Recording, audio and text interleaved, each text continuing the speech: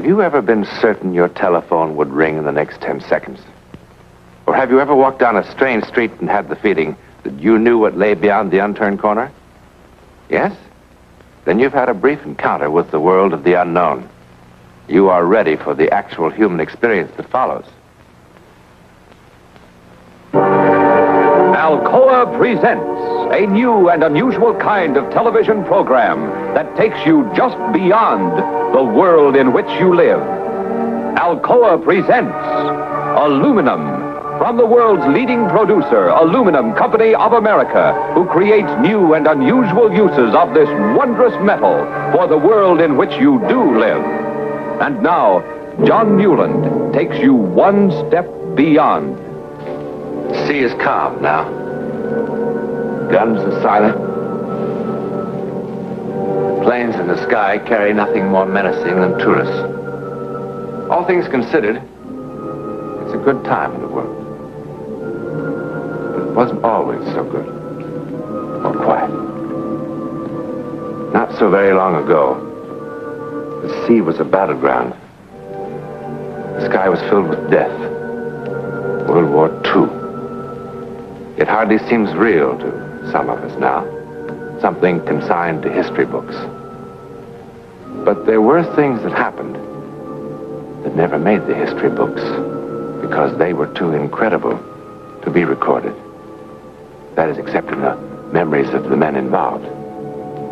They remember and will certainly never forget.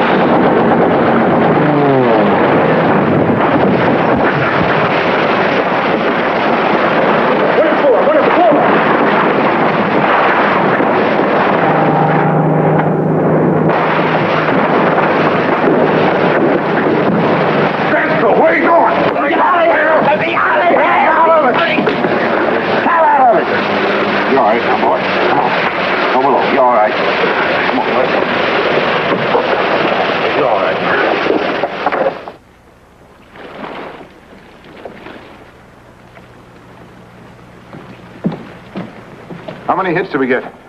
2, sir. Nothing serious. All right. Secure all battle stations.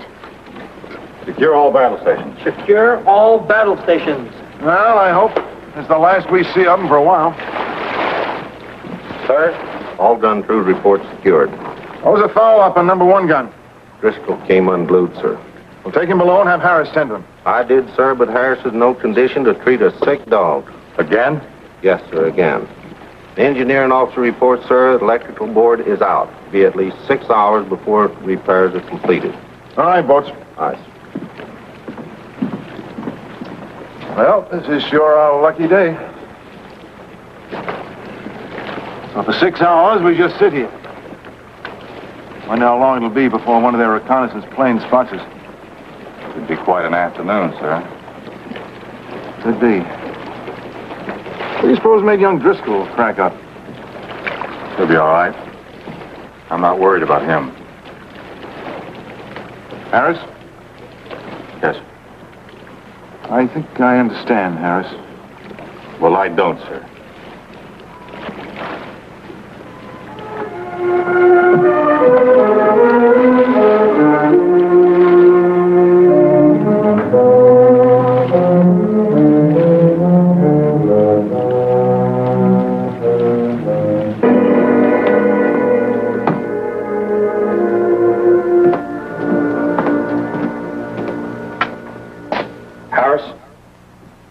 I didn't think you'd poison the Pacific, I'd throw you overboard. Wouldn't that be against Navy regulations, sir? Knock it off and stand up. That's going to be a little bit of a problem. Knock it off and stand up!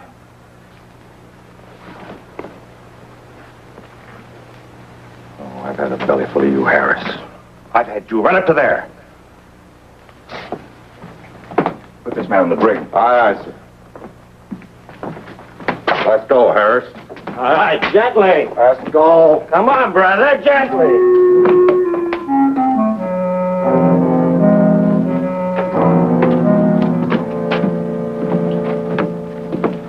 Sir?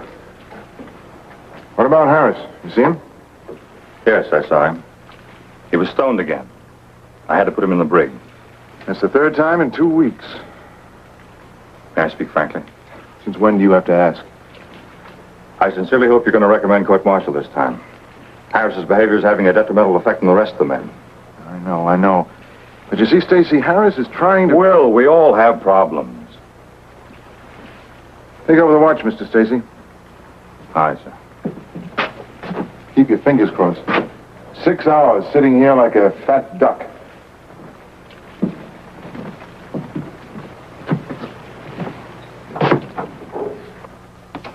On your feet, Harris. On your feet. All right. That's all, Bosun. Aye, aye, sir.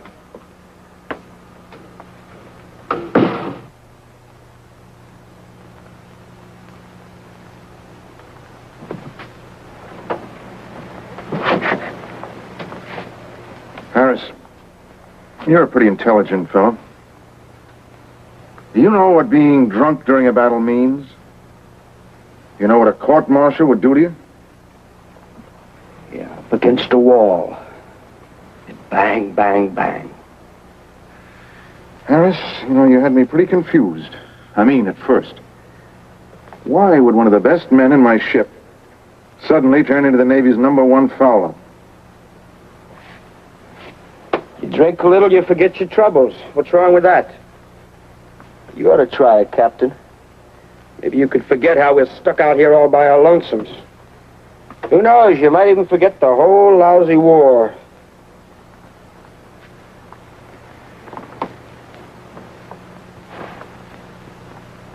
Has the drink helped you forget your brother? Yeah, I found out about it a couple of days ago. What loudmouth slob? That's none of your business. Everything on this ship is my business, and don't you ever forget it. How old was he? What are we gonna have, a nice little heart-to-heart talk? 19. A rich, full life, huh, Captain? I'm sorry. Who isn't? Everybody's sorry. The Navy Department, my mother, the girl who was in love with him. Nobody's as sorry as me. I talked him into enlisting.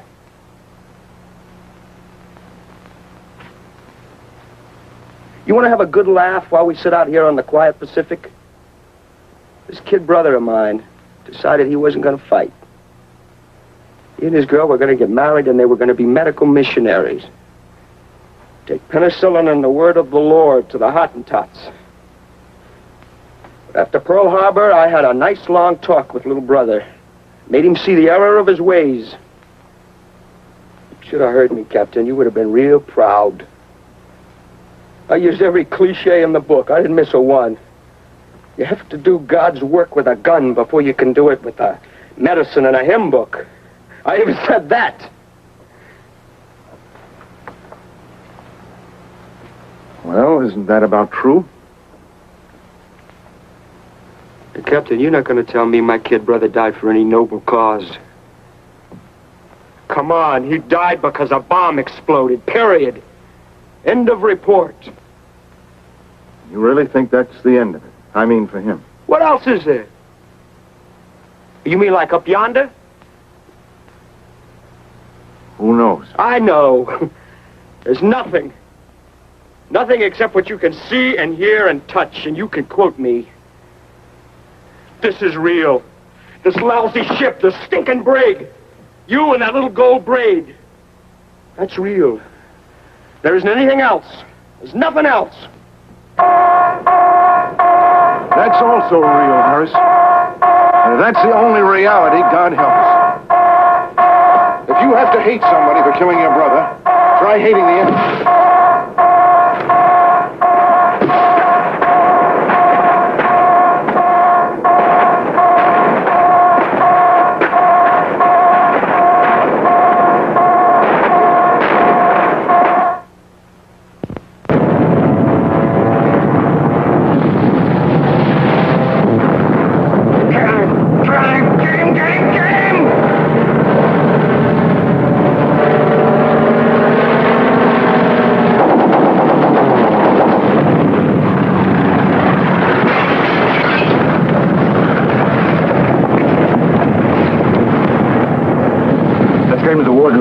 very, very careful with him.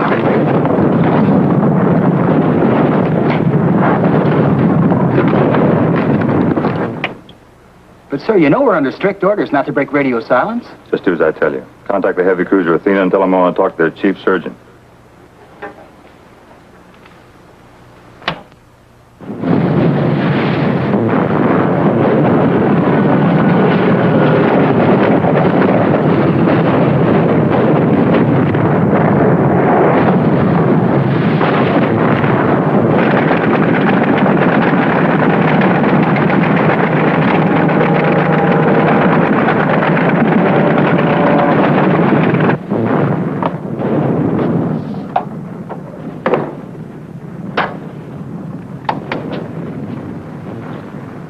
Captain Madison speaking, Senior Medical Officer. Can I help you?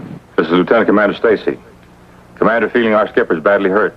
He's bleeding to death. We don't know what to do. Fielding? Bill Fielding? Well, isn't there anybody aboard who... We've got nobody. Nobody? There's a fellow up in the brig who's supposed to be a pharmacist's mate, and that's all. What's his rating? Before we busted him, he was a pharmacist's mate first class. Send him up to the radio shack. I want to talk to him. Sir, he's hopeless. Mr. Stacy, I'm afraid he's the only hope you have.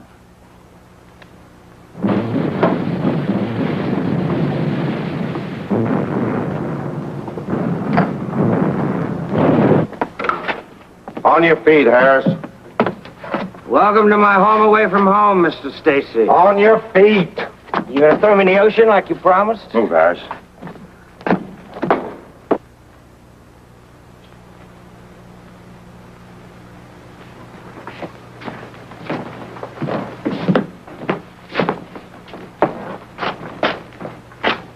Come on, Harris. Check that shrapnel wound in his neck. We need to know just how serious this is. Now, wait a minute, I'm no doctor. You check it, Harris.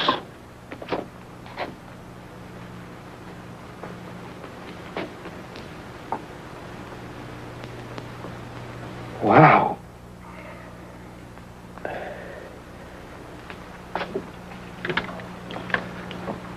Harris is with me now. Here he is. Tell him what you told me. I examined Commander Fielding. What did you find, Harris? He's got a hunk of shrapnel in his neck. Exactly where? It's on the left side, a couple of inches above the shoulder. How bad's the bleeding? Well, it's pretty bad. Mr. Stacy tells me you're a pharmacist's mate first class. I was. At the moment, I'm a prisoner of war. Stop clowning. What do you want him to do, sir? How long will it take to rig a loudspeaker in the wardroom? A couple of minutes. Get some men on that. Good. Now have Harris break out the instruments and start scrubbing. Contact me later. Yes, sir. What's he talking about? What for? Get to the wardroom on the double. What for? Get to the wardroom, Harris. The way I feel, I couldn't take the nail out of a bedpost. What if I say I just won't do it? What are you going to do, shoot me? You're going to do it. Look, can I get this through your head? Even if I was feeling okay, I couldn't do it. Madison's one of the best surgeons in the fleet. If he thinks it might work, that's good enough for me. Yeah, but the skipper's not a bad guy. This is like killing him. And if we do nothing, what happens then? Here.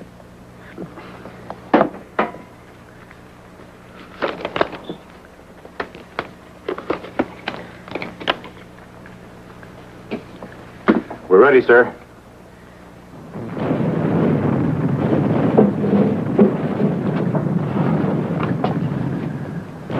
Have you started the plasma? Yes, sir. Look, sir, I got the shakes so bad I can't do this. Is he still unconscious? Did you hear what I said? Is he still unconscious? Yes, yes. All right, good. Now, we can't risk using anesthetic in his condition. Sir, will you please listen to me? Now, you listen to me. This is tough. We're stuck. You're going to do it. You're going to follow my instructions quickly and carefully. You're going to do exactly what I tell you to do. Your skipper happens to be a very good friend of mine.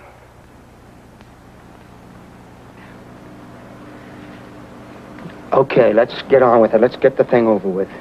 All right, now. Get some Kelly hemostats from the tray. Yes, sir. Open the sterilizer and get those hemostats and put them in the alcohol.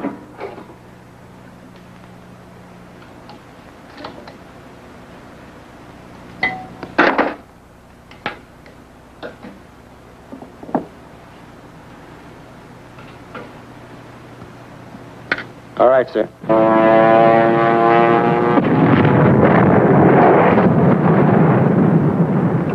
Now, swab down the wound with antiseptic and drape the area with sterile towels.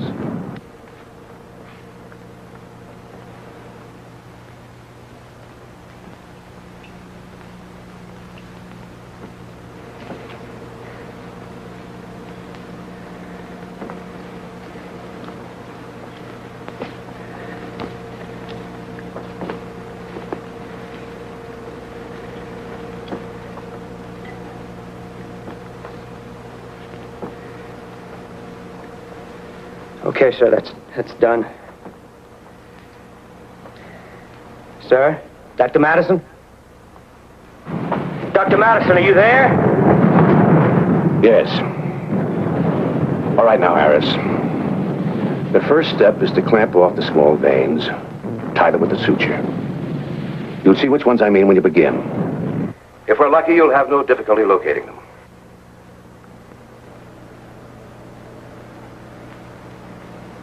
Put another hemostat in there.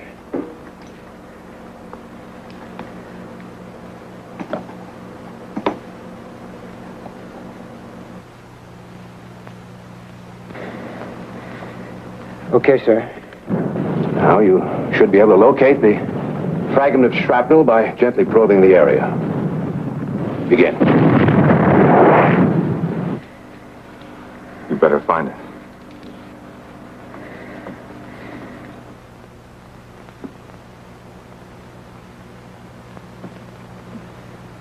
Look, will you wipe my forehead, please?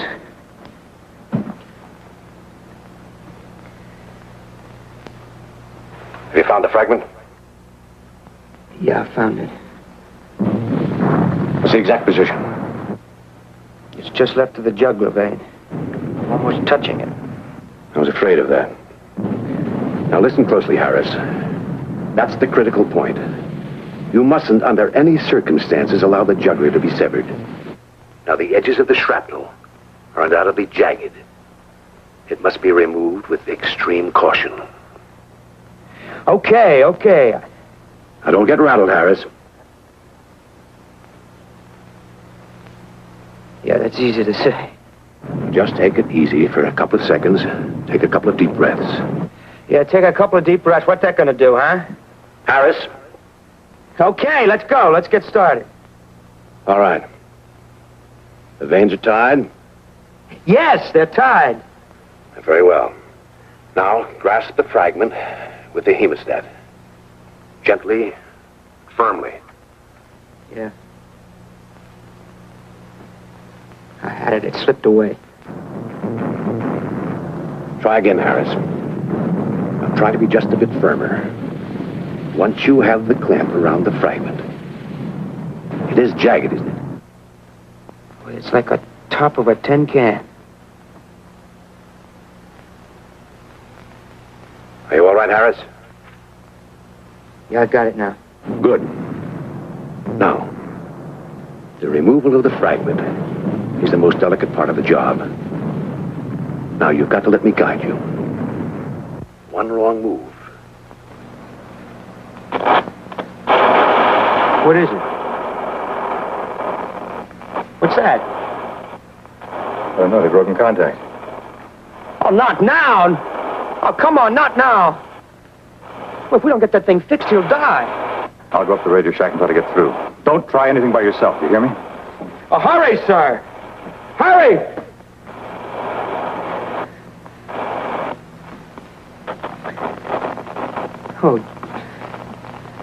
Oh, come on.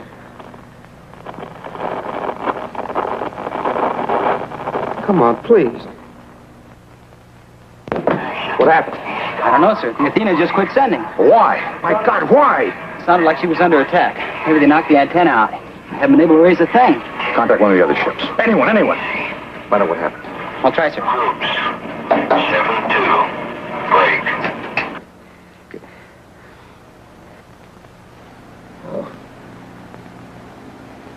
Dr. Madison, for God's sake.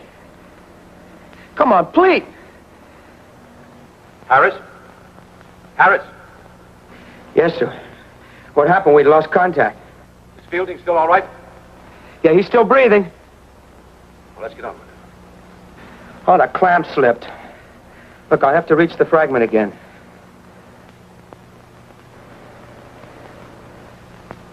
Okay, I got it. All right. Now begin to withdraw the shrapnel. Very slowly. Straight toward you. That's it.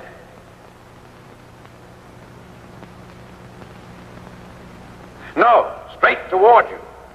Carefully. Stop. I think he's gaining consciousness. That does not happen, Harris. He can move and lacerate the jugular. Now hold the fragment exactly as it is. Do you understand? Be very calm. It's okay, we're in luck. He's passed out again. Slowly. Firmly pull slightly upward on the fragment. Slow. Good. Now never take your eyes off the jugular. Up. Now.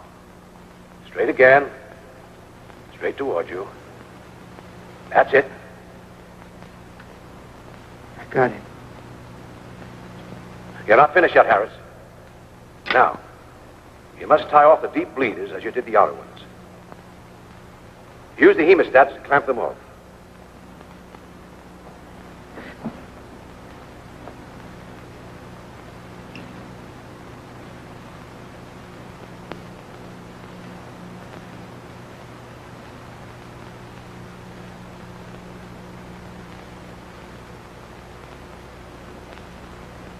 Okay. Yes, sir. What next? Dr. Madison, what kind of bandage do I put on? Harris. What next? Yeah. I told you not to go on without Madison. I didn't. What do you mean you didn't? He guided me every step of the way. I couldn't have done it without him. We contacted the Dayton. The Athena received 2 direct hits. One bomb caught the radio room. Killed everybody instantly. Everybody. What? It's impossible. I couldn't have done this without him. He guided me every step of the way.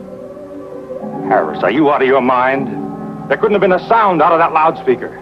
Dr. Madison was killed 10 minutes ago.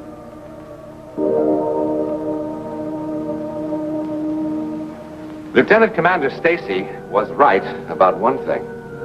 The heavy cruiser USS Athena did take 2 direct bomb hits from enemy aircraft at 10:40 hours, March the 22nd, 1944.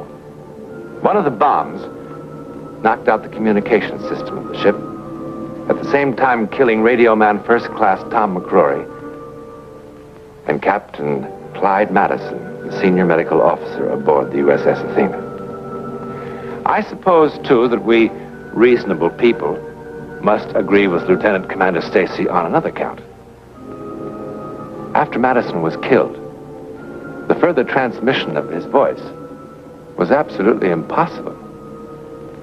But it was also absolutely impossible for pharmacist-mate Harris, an untrained man, to complete this final and most complicated stage of the operation without his voice.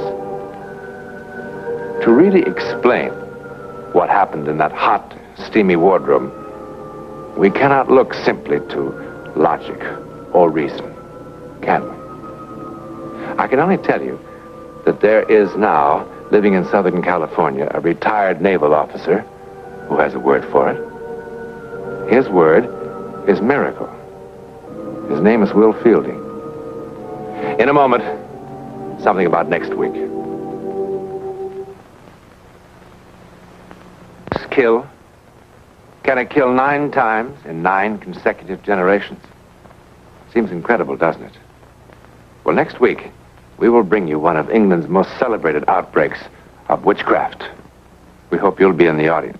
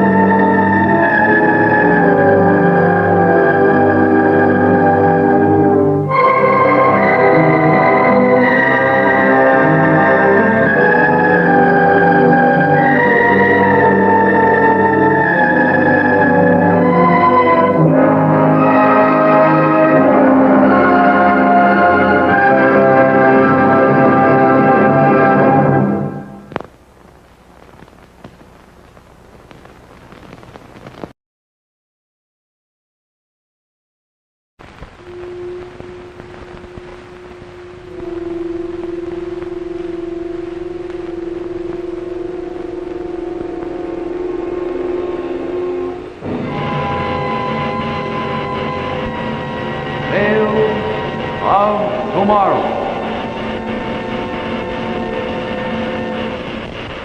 Presented by Chrysler, the name that makes news in watch bands. Tonight, Tales of Tomorrow brings you an electrifying experience, a tense, tingling drama from the Lost Planet. Starring William Coburn and Merle Albertson. Starring William Coburn and Merle Albertson.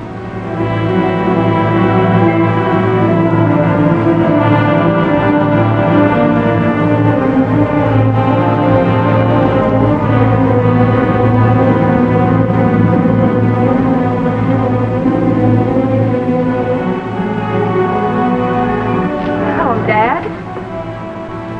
Martha, come over here and sit down. Dad, what is it? I've just completed my computations. At this time tomorrow, the Earth will be one flaming white inferno. What happened? That's not our show. Where's that picture coming from?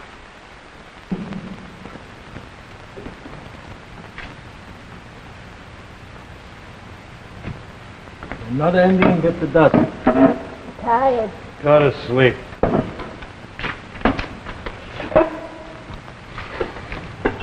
What do you say, Hank? Fine.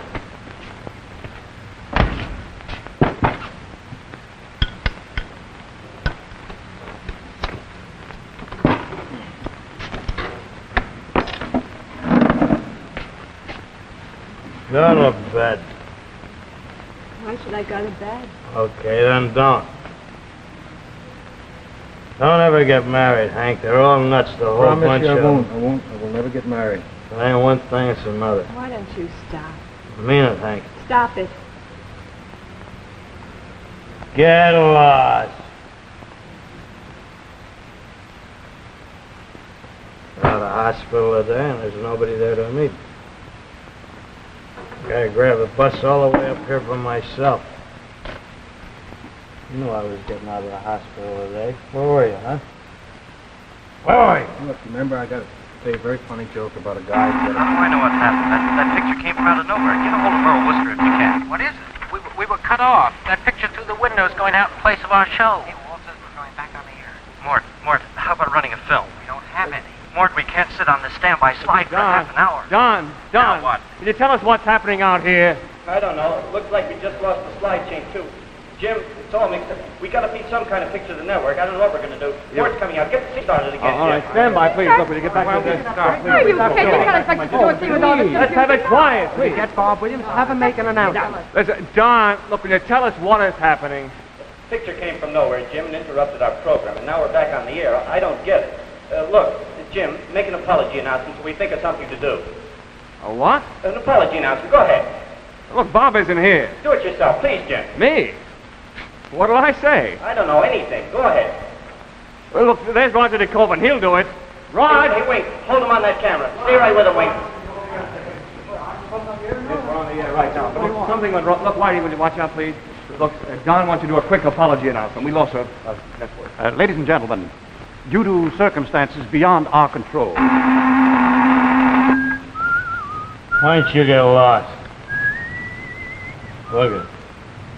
Just like the Sphinx. See no evil, hear no evil. Now, what's the use? Get some more beer. It's right behind you. I said get some more beer. Do something around here for I'll a get it. Let me change. get it. No. She'll get it.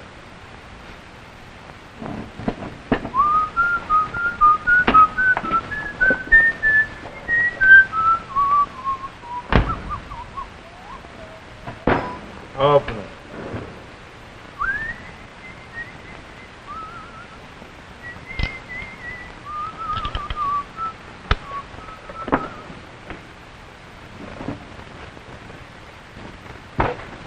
You know, that's the most you've done for me in 2 months. I got a letter from Dawson. Remember Dawson?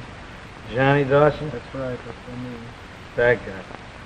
Boy, did he used to buck for rank. Yeah, sure. What happened? happens again. Wait, just stand around to Roger Merle by the crisis. One thing I can't understand. Look, the picture isn't coming from a studio. What else could it be? Jim, you're crazy. That's impossible. So what You mean we've been picking up another network's picture, Jim? Well, it must be. He says it's not coming from any studio here at ABC. Get back on here. Well, We make this hard, you know.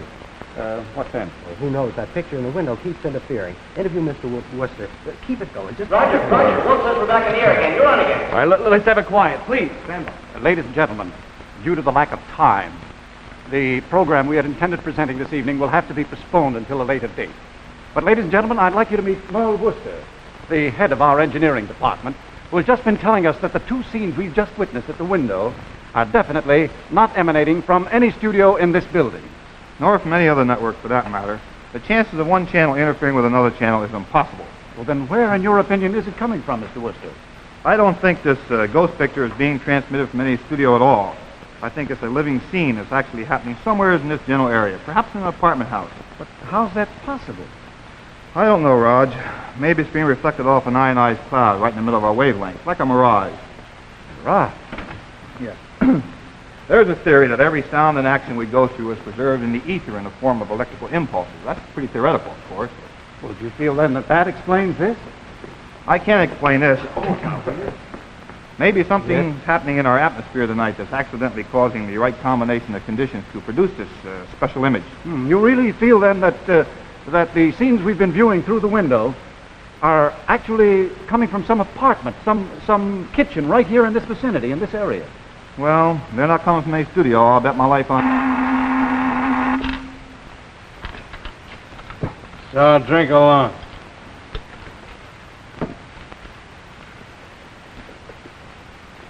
Your Highness. Your Highness, the Queen of Sheba. See no evil, hear no evil.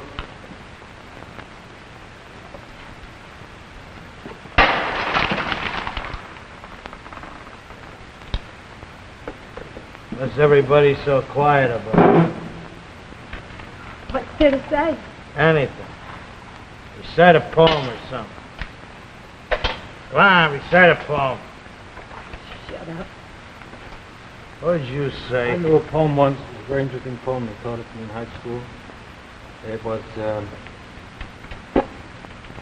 gossips tell the story of the sparrow and the cat, the feline, thin and hungry, and the sparrow was exceedingly fat.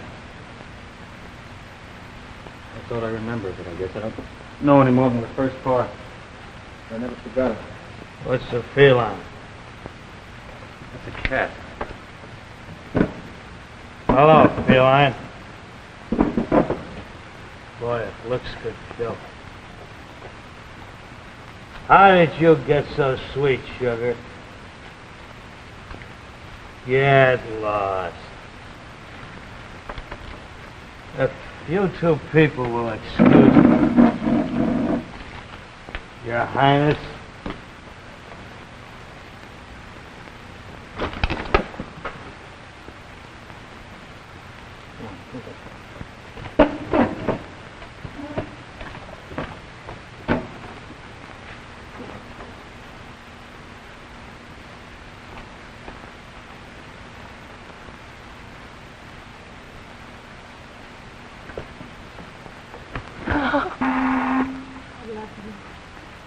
You too, sweetie. I'm scared. Oh, no, stop. Let's run away. No. Let's run away. No, stop, Vicky. I can't bear the thought. All right, stop looking. You can't bear the thought of it, fine. We'll wrap it up and forget the whole thing. And you can forget me, too, because I'll go someplace else. Out of town, it makes no difference. Forget it, then. I don't care. Henry, I need you. Honey, stop it.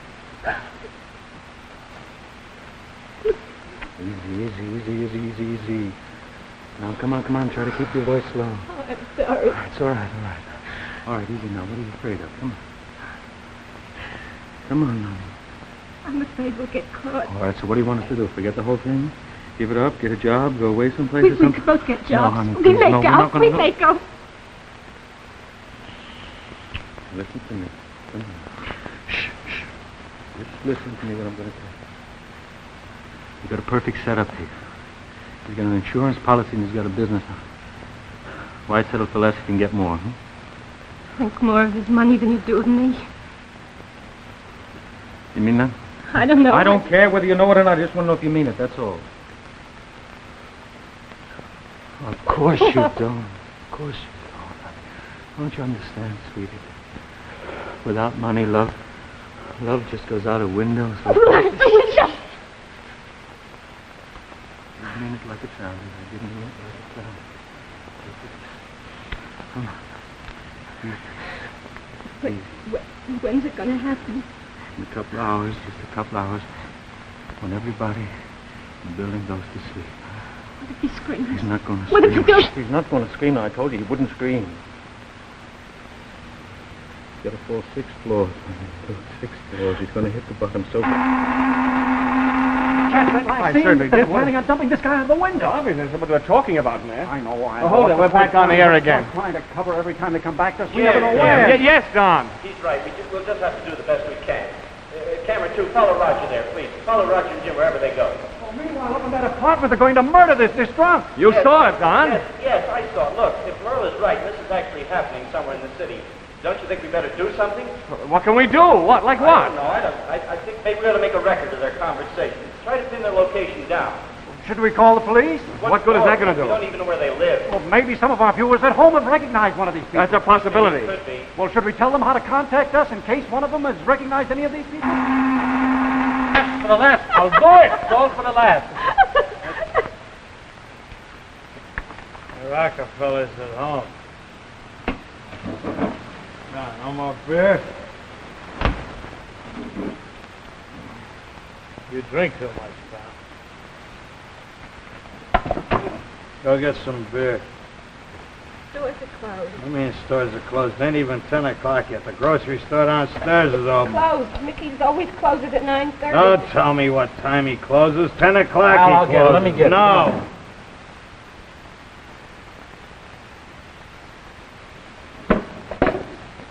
I'll get it. It's higher education, 1952. You know, she went to college.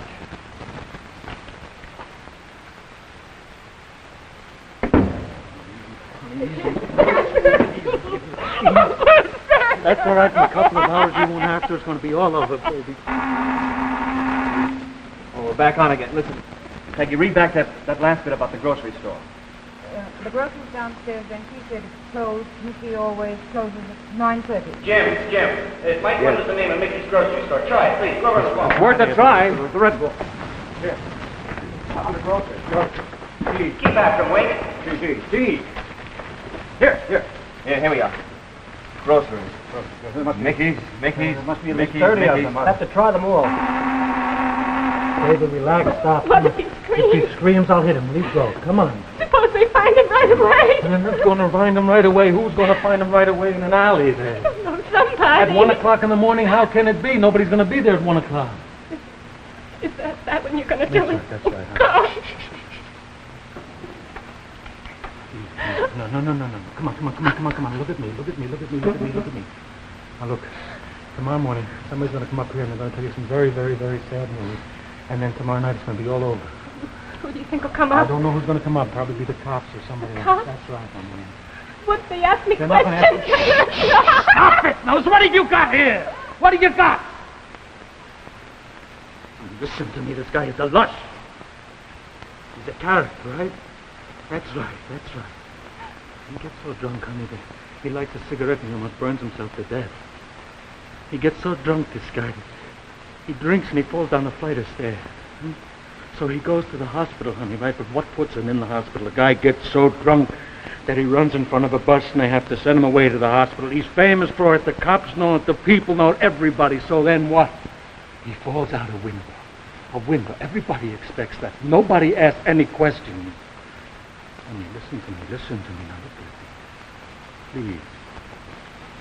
Please stop worrying.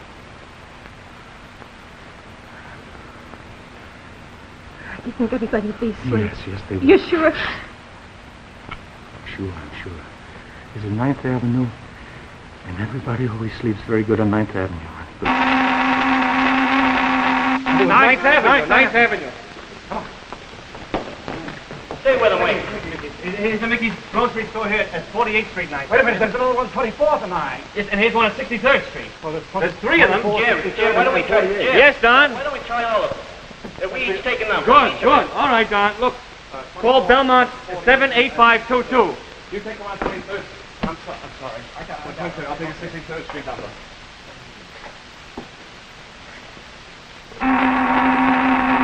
Good, easy does it. Come on, and easy. Oh, that's the good. Shh. It's gonna be over soon. Come close. Yes, that's right. His name is Al. Well, do you know anybody by that name? Well, I want to find out if there's somebody in the neighborhood by that name. Well, he's a medium-sized fellow. He buys beer in your store. He has a wife. Her name is Jean. No, I don't know that last name. You don't know anyone that fits that description. Oh, all right, thank you. Any luck? Still raining. Don, how about you? No good. Still no answer? Must be closed. Keep on trying. They must be busy. We gotta keep on ringing.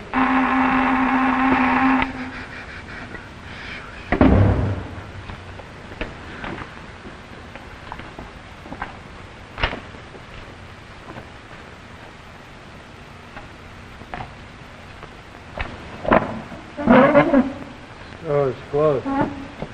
We usually do it. Close about 9:30. What cooks? What cooks? What's going on? I was telling her the stores would probably be closed. I know what you were doing. What cooks? What's going on? What's happened? Don't get excited. What do you mean, don't get excited? How long has this been going on? Al, come on, use your head.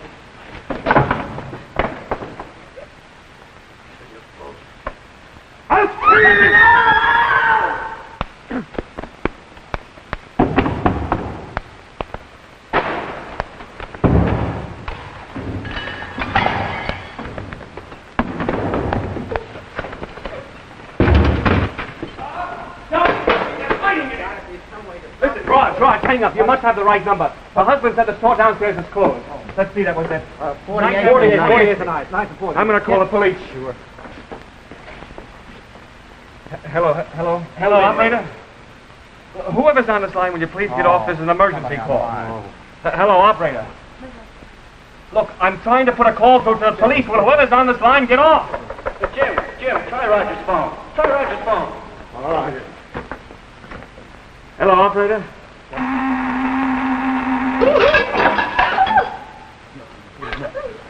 It's not even 10 o'clock. Fine, just leave me alone. No, we'll have to take the chance. If he would have screamed, honey, would have been all over, please. Let's run away. Let's run away. Please, now stop it. Let's take them everybody. Listen to me. Listen to me now. Honey, please listen to me. Now look at me. Look, all you have to do is put a light out. That's all. A light. Shh. Now listen. Just put the light out. That's all you have to do. You don't do anything. I'll do it. I'll throw him out the window. I'll drag him over. Come on. Just put the light out. That's all. Easy does it. Go on. Just put it out. Put it out! Come on!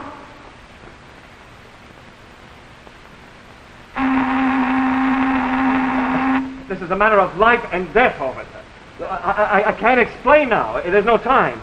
Listen, in a couple of minutes, a guy is going to be pushed out of a window on 48th Street and 9th Avenue. Yes, that's right. I'm calling from a television studio on 66th Street. But look, don't come here.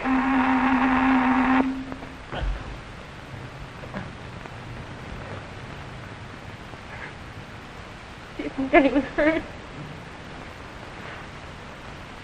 If he did, we would have known by now. Maybe he isn't dead. Yes, he is, if he isn't. I'll find out when I check on the way home. You mean you'll go down? That's right, I'll go down, yes. Do you think there's a chance? Not a chance, and listen to me. Well, then why do you have to Because check? I have to find out if he's dead or not, that's why. Now, come on, sweetie, take it easy. Just listen to me. Listen to what I'm going to do. Shh. All you have to do is remember. I went home. You went to bed. Right?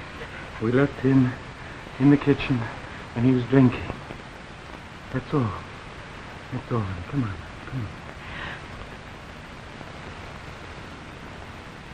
What's the matter? All night long I felt it. Of what? What'd you feel? I don't know. As if somebody Was what? Come on. somebody was watching us. No, look, don't be silly. There's nothing over there. Big, great blank wall. Nobody can hear. I know. Haven't you?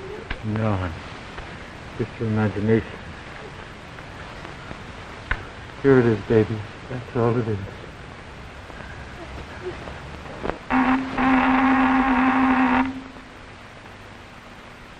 Well, it's all over now.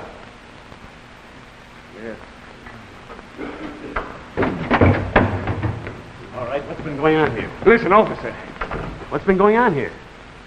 Look, tomorrow morning, you're going to get a report that a guy accidentally fell out of a 6-story window on 48th Street, 9th Avenue. Look, when that report gets in, you can check with us. We'll have further information for you.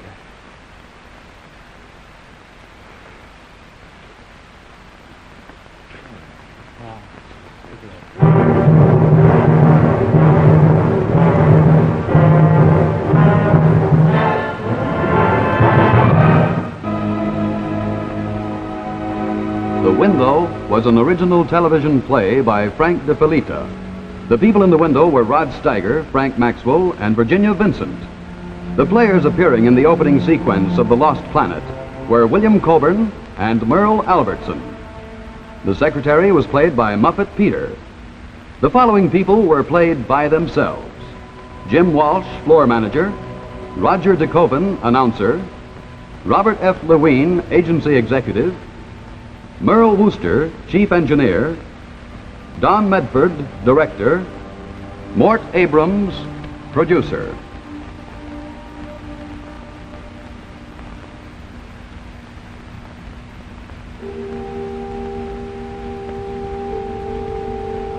The producers of Tales of Tomorrow would like to thank the technical and administrative personnel of ABC for their cooperation in helping us to present The Window. We hope you found it an exciting and different kind of television experience.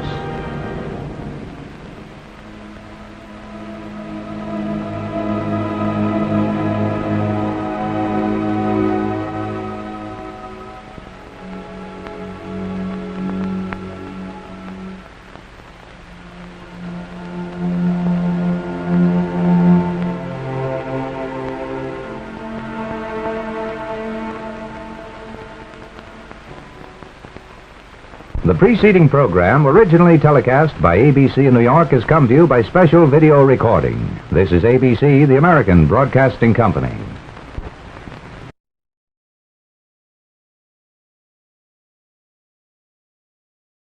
Lights out.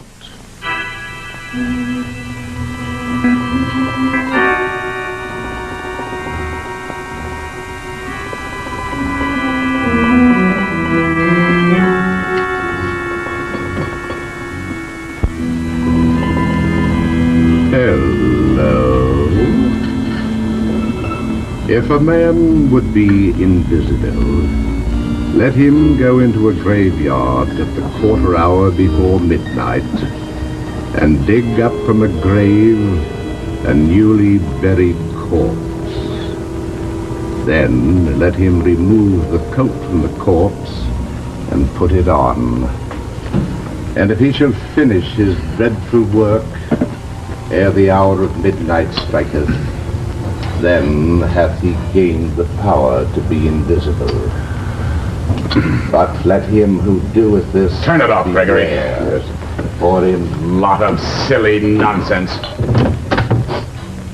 I said it was a lot of silly nonsense. Yes, sir, I suppose it is, sir. I suppose you believe it. You're a fool, Gregory. Yes, sir. It's impossible, you know that. May I go now, sir? No, you may not go. What are you hinting at?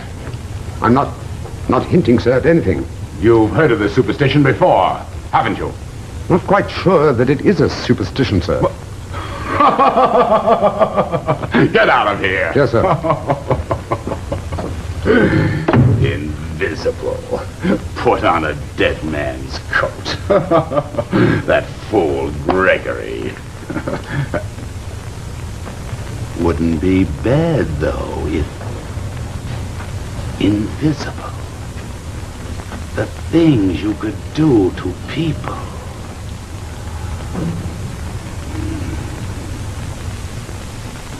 Wouldn't be bad, would it? Gregory! Yes, sir? Bring me another drink. Yes, sir. What I could do to people.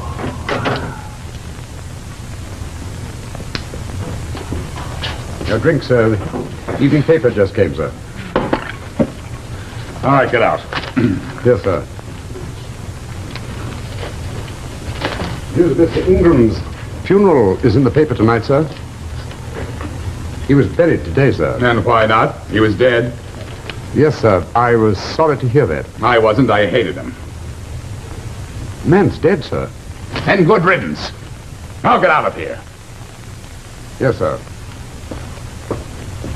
Archibald Ingram, age 44, who died recently at his country home in Northport, was buried this afternoon at 3 p.m. in Lakeside Cemetery.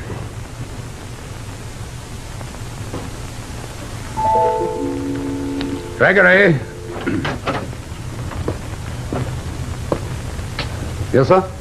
Gregory, do you really think there's anything in what, sir? In what the fellow was saying on the television, you fool. You mean about the dead man's grave, sir? Yes. Coat? No, sir. I think it's absolute nonsense.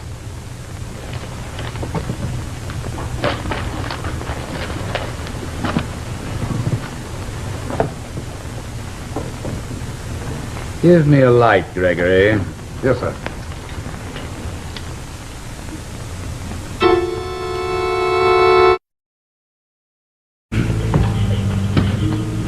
Come on, Gregory. We've got to be finished by midnight. Oh, let me in that grave. Here, give me that shovel. What time is it? 11 minutes before midnight, Mr. Francis. Don't mention my name, you fool. I'm sorry, sir. There's nowhere around. And if you won't help, at least shut up. I'm sorry, sir. I can't help it, I'm afraid. Everybody here is dead, except you and me. Oh, I wish you wouldn't do it, sir.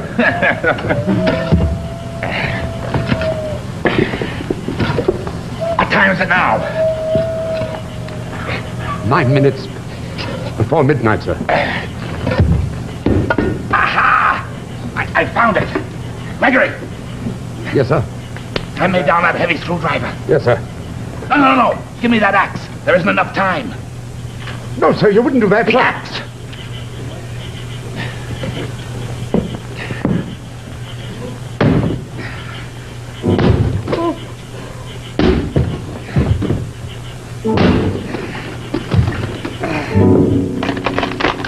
Oh, no, Mr. Francis! Will you shut up? Aha!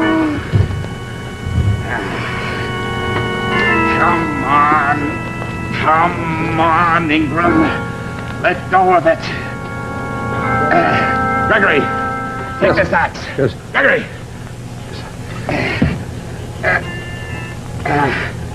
There, I've got it. Now we'll see, Ingram, old boy. Or rather, we won't see, will we, Ingram? Nobody'll see.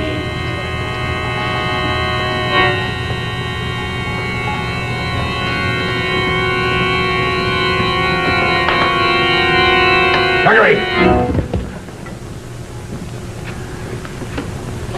Want to put it on, Gregory?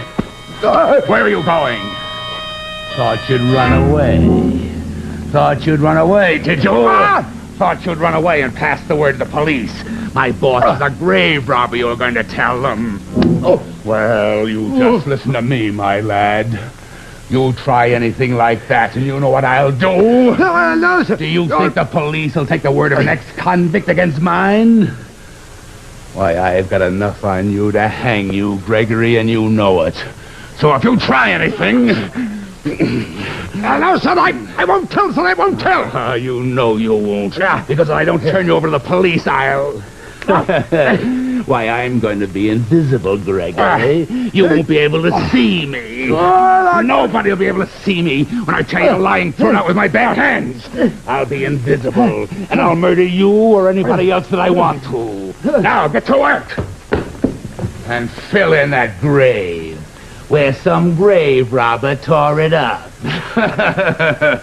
Well, what are you waiting for? Get down in that grave. No, sir, I won't. Don't.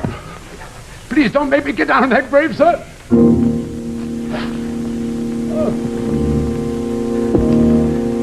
And hurry up.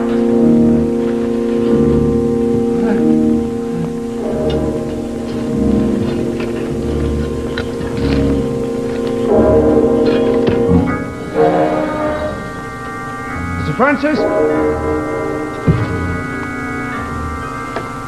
Mr. Francis?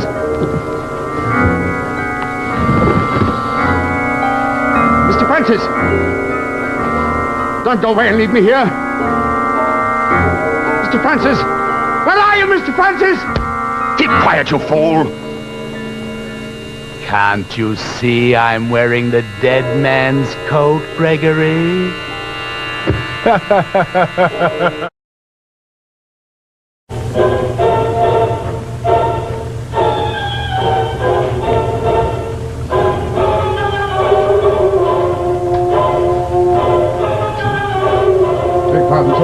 All right, Give it to me. No, over here.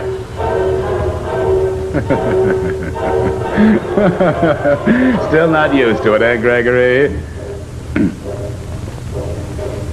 Can I get you anything else, sir? Get your hat. My hat, sir. We're going out. Did you say going out, sir? We're going to call on my friend Hamilton. Oh, no, sir. Mr. Hamilton is going to die a most untimely death, Gregory. A most regrettable occurrence, Gregory. But my friend Hamilton made the serious error of treating me very badly. And I promised him that one day I'd get even with him. But you wouldn't murder Mr. Hamilton, sir? Oh, yes, I would, my lad. I'd have done it long ago if I thought I could get away with it. But now... But he won't even let you in to see him, sir. Oh, yes, he will, Gregory, because you, my dear boy, are going to take me there. No, sir, either. No. And you're going to telephone my dear friend, Mr. Hamilton, and tell him that you must see him at once. You're going to tell him that you're in constant fear of your life. Which you are, Gregory, aren't you? And you're going to make an appointment with him. No, sir! I won't be a party to murder. Ha ha! Fooled you, eh? Now, you'll do precisely as I tell you. And you know why you will, don't you? You'll be a party to murder or anything else I want you to. And if anything happens during our little session with friend Hamilton, if anybody interrupts us, why then, my dear fellow, you'll be found alone with a murdered man. Because I'm wearing the dead man's coat. So win, lose, or draw, you're it. Now, take this phone.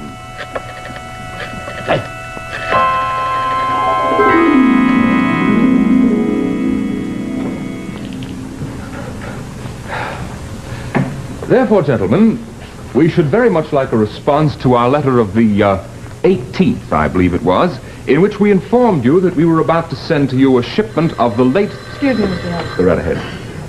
Yes? Hold on, please. What is it, Miss Parmalee? There's a gentleman outside to see you, a Mr. Gregory. Oh, yes. Yes, Miss Parmalee. Ask him to come in. Have him wait, please. And you may go to lunch. Yes, sir. We do not wish to be disturbed. Yes, sir. You may come in now, if you please, sir. Ah, Gregory. Come in. Sit down. Sit down. Sit down.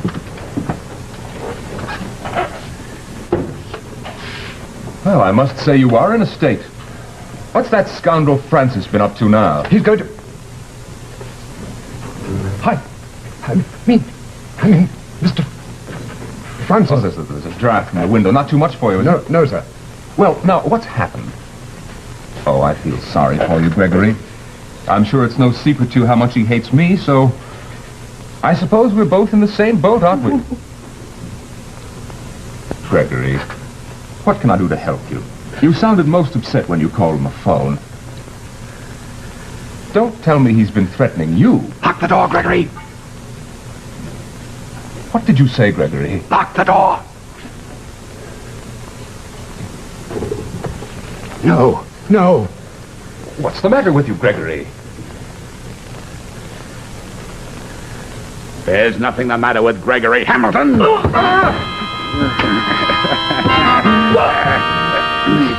the door, I said, or I'll kill you too. There, that's better. Help! Gregory! I told you I'd get you. You sneered at me, and you mocked me, and you... Gregory! Gregory can't help you, Hamilton. Don't you recognize my voice? It's Francis, the man who hates you, the man who swore he'd murder you, the man that you wouldn't see because you're afraid. No, sir! Stay where you are, Gregory, or... Remember, you're the one that's alone here with Hamilton. You're weakening, Hamilton.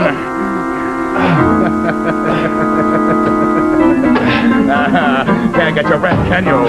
Can't see me. I'm looking right in your face, Hamilton, enjoying every second of your death scene. And you can't see me because I'm wearing the dead man's coat, Hamilton.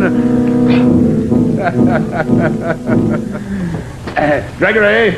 Come here, Gregory.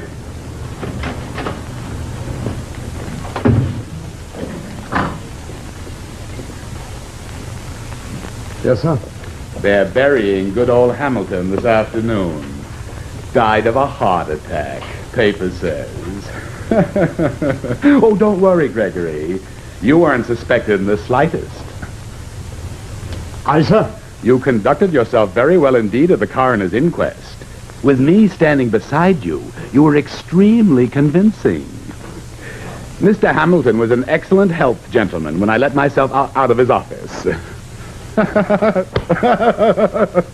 One of the most interesting things about this dead man's coat, you never know where I am, Gregory. Nobody knows where I am. Can I get you a drink, sir? No. You and I are going out. We're going to a funeral, Gregory. If I mistake not, the first of a good many funerals you and I will be attending. Now, let me see. We check off Hamilton. Then there's Mackenzie, Beveridge, Carteret. Get your hat, I said. We're late.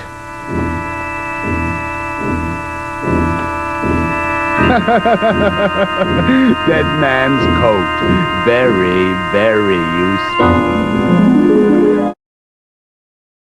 Well, very touching. Come on, Gregory. Where are you going, sir? Why, I'm going to watch them lay away my good old friend Hamilton. You said you wouldn't do that, sir. Gregory. Why, of course I can do that. I want to be sure he doesn't get out. Please, sir, let's get away from this place. Wait for me. I'm going in to say goodbye to my dear old friend.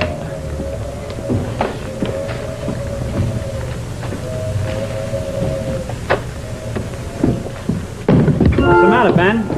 I thought I bumped into somebody. Nobody in there but him. Well, it sure felt just like somebody standing in my way. Well, if he is, he sure was invisible.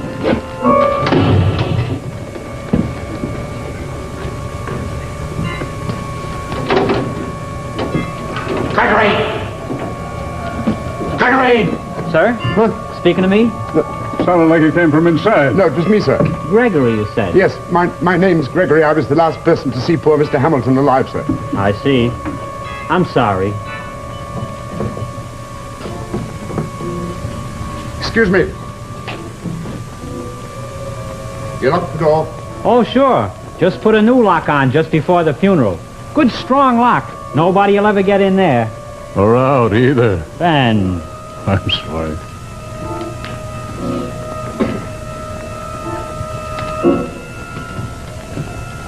Mr. Francis!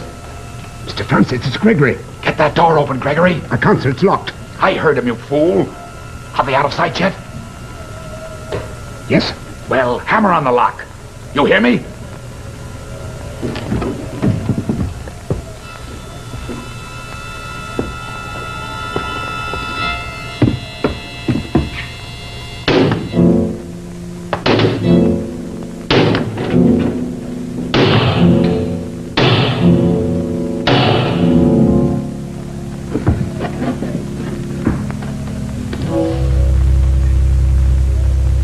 Try the door. There's nothing in here to get hold of.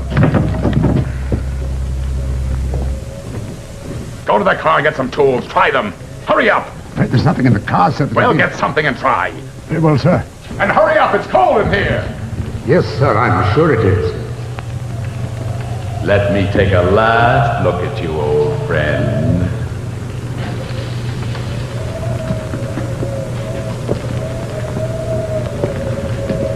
What did you bring? What did you bring? File, sir. A file? You can't break the lock with a file. I thought perhaps the bars, sir. Well, get started. Get started, I tell you.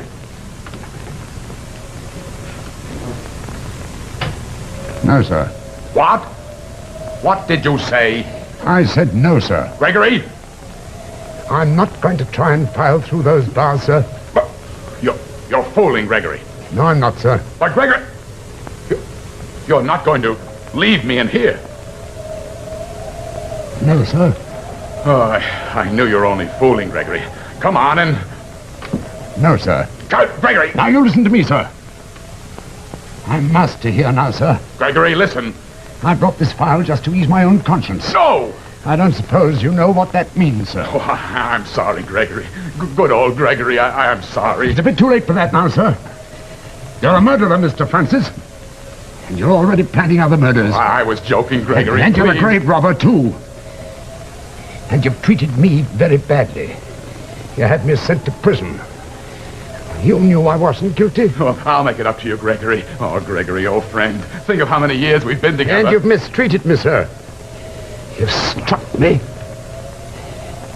And you've threatened my life. Oh, no. You can't leave me here, Gregory. So I've made up my mind that you've got to be punished, sir. It's your own misdeeds, after all. You've nobody to blame but yourself. Oh, Gregory, please. I'm sorry. I'll make it up to you. But you won't be making it up to Mr. Ingram, sir. Whose body you robbed. Nor Mr. Hamilton, who's lying inside with you there now, sir. No, no. No, sir.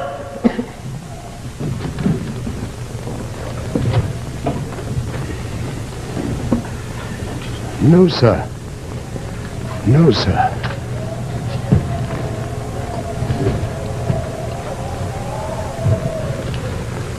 Says in the Bible that you wouldn't have read the Bible much, would you, sir? It says, judge not that ye be not judged. Well, I'm not judging you, Mr. Francis. I'm going to give you a chance. Oh, Gregory, I know you would. Good old Gregory. For crying out, sir. There'll be nobody here. There's nobody around for miles. And if and when they do finally come, sir, and they open this door, you won't be dead. No, no, no! You're probably reaching out through the bars now, sir. Give it to me. Give it to me, Gregory. You might be able to reach it, sir.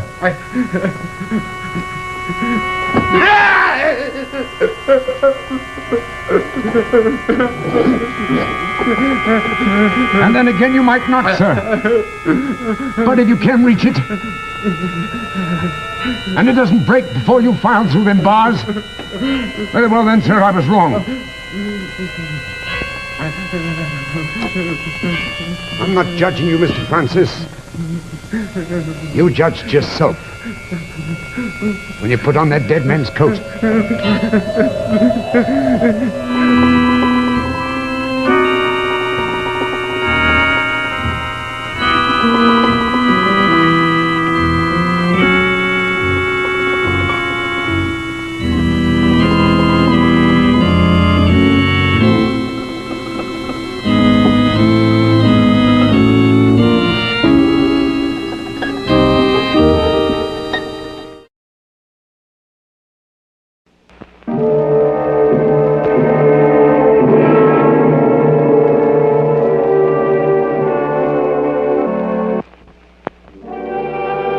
Frontier town of Port Williams on the western seacoast of Canada. Jumping off place for the great lumber forests, the far northern gold country, and tonight, that realm where the impossible and the incredible are commonplace.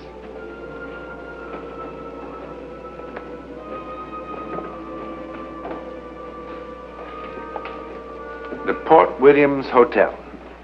Rooms $1.25 and up. Up to $2. But at this stage of their lives, $2 is important money to Jan and Philip Werris, because they've come to the end, the dismal end of a long-cherished dream. But for Philip Werris, tonight is also the beginning of an adventure beyond his wildest dreams, beyond belief. Yet, it happened. Check out touch 12 noon. Bathrooms down the hall. Thank you.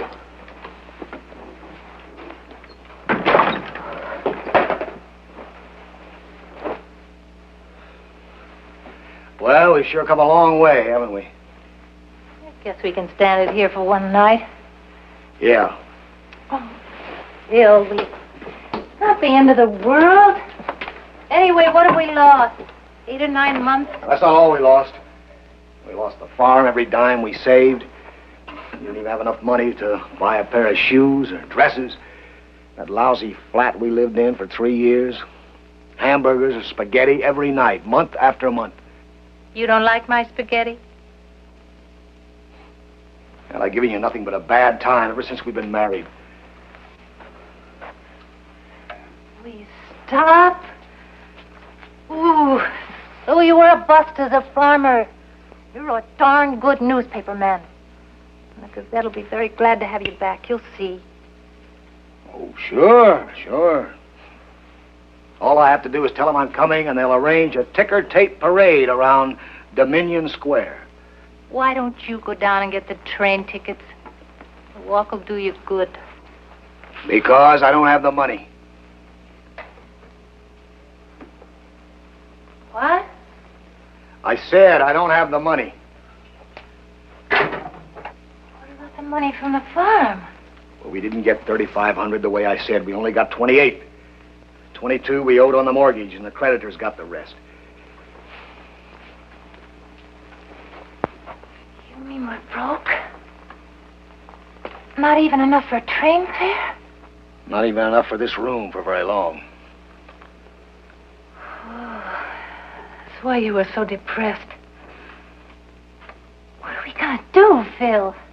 Well, I'll try to get a job. I don't know what, but we won't starve.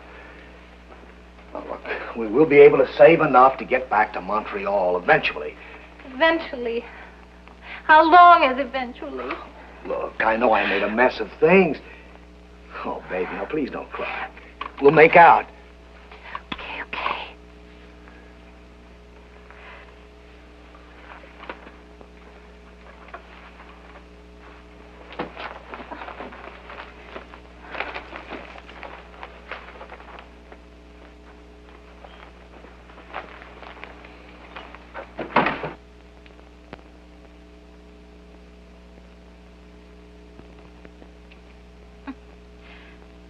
Apparently the last tenant in this room had money troubles, too. He went right to the heart of the problem. The Gold Miner's Handbook.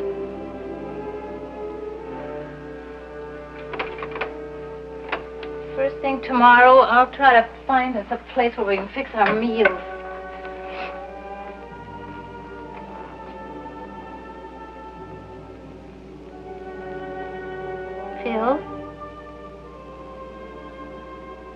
Phil, what's so fascinating? What? That book you're staring at is over $1,000 bill. I don't know. When I saw this name written here, Larry Barton. So? I don't know. Screwy. Look, we better get finished. And go to bed. It's getting late. Phil, I'm real sorry I made that fuss. Just I wanted to...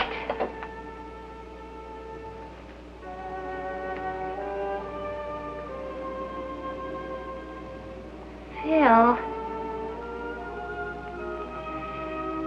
Phil! What's the matter? You tell me. Tell you? What? Phil, what is it? What's the matter? Nothing.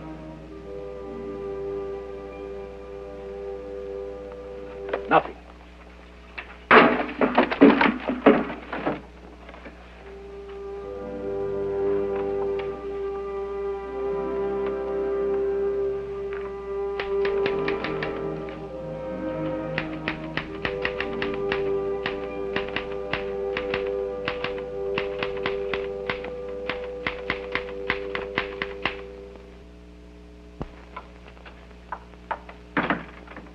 Get up. Boy, there's going to be a line at that bathroom door.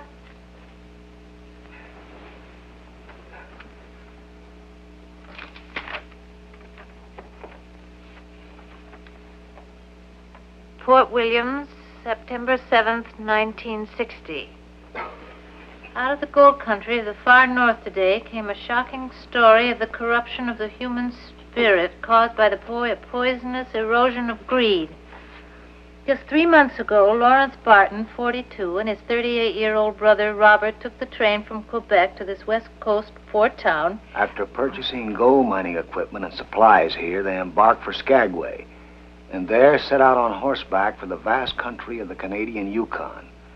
The club-footed Lawrence and his younger brother... Club-foot. That's laying it on a little thick, isn't it? Maybe, but it's got a great start. Such modesty. Since when did you become a writer? I didn't write this. You didn't? Are you serious? Now, wait a minute. I do recall waking up. Yes, I woke up suddenly, thinking about that gold miner's handbook for some strange reason. And I got out of bed, and I picked it out of the wastebasket. But that's all I remember.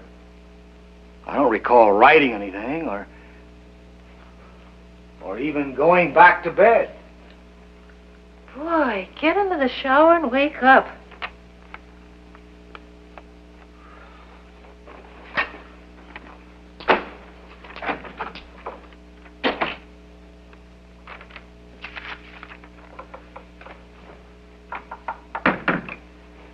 In the shower, I figured out what must have set me off. Larry Barton, the name in this handbook. The brothers in that yarn are Lawrence and Robert Barton. It's an absolutely fascinating story, Phil. What? You still don't remember writing this? Nope.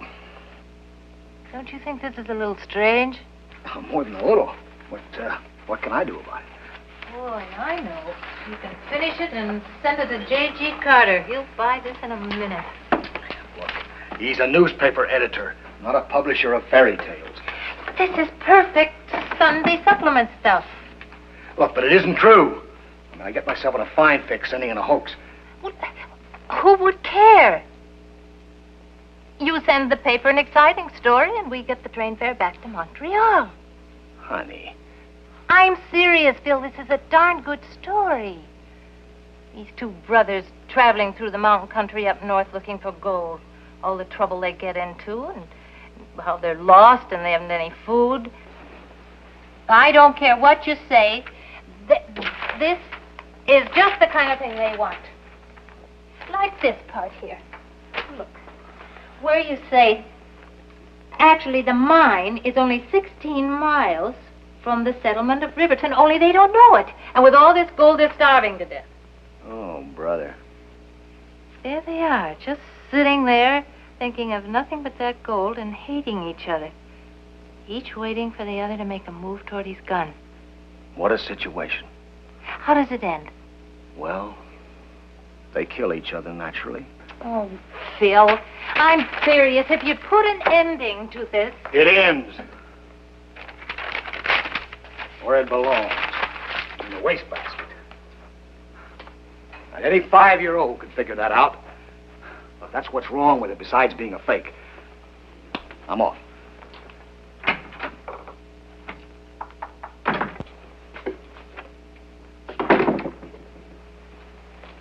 Oh, Mr. Warren, the train just came in from the east.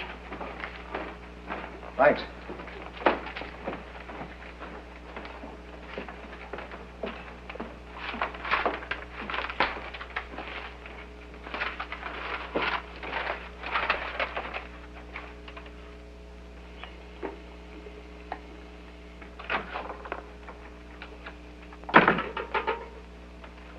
What about this? Take a look. They bought it. Brothers kill each other over gold discovery by Philip Warris. How about that check? Jan, I simply don't think... Phil, listen, I cut out every reference to that clubfoot. Read Carter's letter. Says it's a first-rate job of reporting. He doesn't even object to the ending. Keep reading. Follow-up story? Yes. They've already sent a man to Quebec to dig up background material on the Barton family. What do they think about the brothers who killed each other? And what about the mine? Who gets it? Don't you see the wonderful possibilities of exploiting this story? And they'll want pictures, too. Of the mine, of the bodies, of me. Oh, you're making a celebrity out of me. Do you know that? A fraud. Well, the least will happen, I'll never work for another newspaper as long as I live. Sorry, I just didn't think of all those things. I'll say you didn't think. But I just wanted us to have enough money so I could get to a decent hospital. Hospital? Jan, why didn't you tell me? Hospital? Whatever possessed you to go...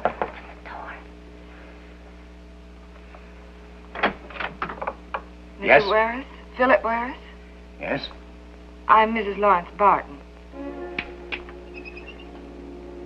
Mrs. Lawrence Barton. Yes, I don't want to intrude. I just want to thank you. Thank me? Yes. I suppose I knew Larry was dead. I hadn't heard from him in over 3 months. But I'd never have known what really happened if I hadn't read your story. Mrs. Barton, please, come here and sit down. Thank you. Mrs. Barton, your husband stayed in this room. At least I think he did. And that's really all I know about him. Well, I don't understand. Aren't you the Philip Warris who wrote this story? Yes. I wrote it. But I made it up, Mrs. Barton. Why are you lying to me? I'm not. When we took this room, we found a book belonging to your husband with his name in it. And I unconsciously just used his name. But the rest was sheer fiction, believe me. Oh, Mrs. Barton, I know I did a terrible thing. An unforgivable thing. But it just never occurred to me that Larry Barton would have a wife somewhere. I just didn't stop to think. Mrs. Barton, this is not his fault. It's mine. I sent that story in. You see, we needed money. Oh, stop it! Stop it! Are you both insane, or do you think I'm a complete fool? I can't imagine why you're trying to do this to me. But I'm going to claim my husband's body, and Robert's too. And you'd better not try to do anything further to prevent me. Mrs. Barton, please, wait a minute, wait. Now, Mrs. Barton, does your husband really have a brother named Robert? And did they go up north together? But what about the other things of the story? Well, I mean, they can't all be true. Their ages, their deep affection for each other. Mr. West, what do you want of me? I don't know how to explain this to you. It's all an impossible, horrible coincidence. My husband did make up that story. So you see, your husband's probably alive. I'm sure he is. Well, if he is, I'm going to find him. Miss Barton, I'll help you. Believe me, if he's alive, I'll find him. Please.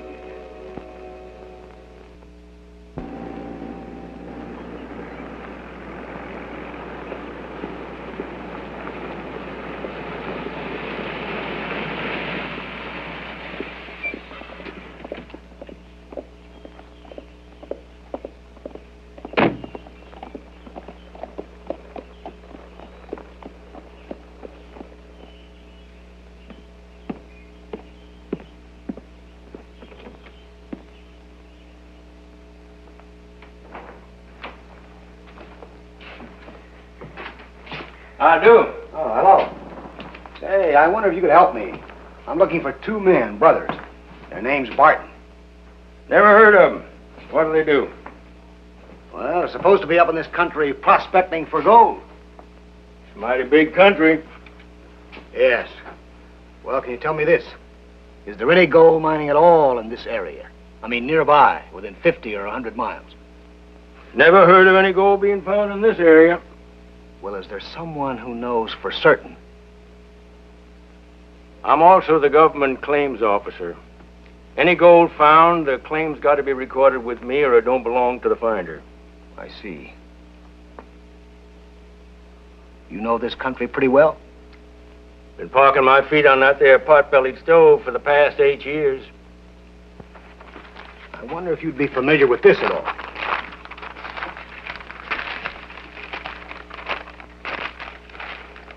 Just 16 miles east of Riverton, they came upon their first sign of human habitation in more than 11 weeks.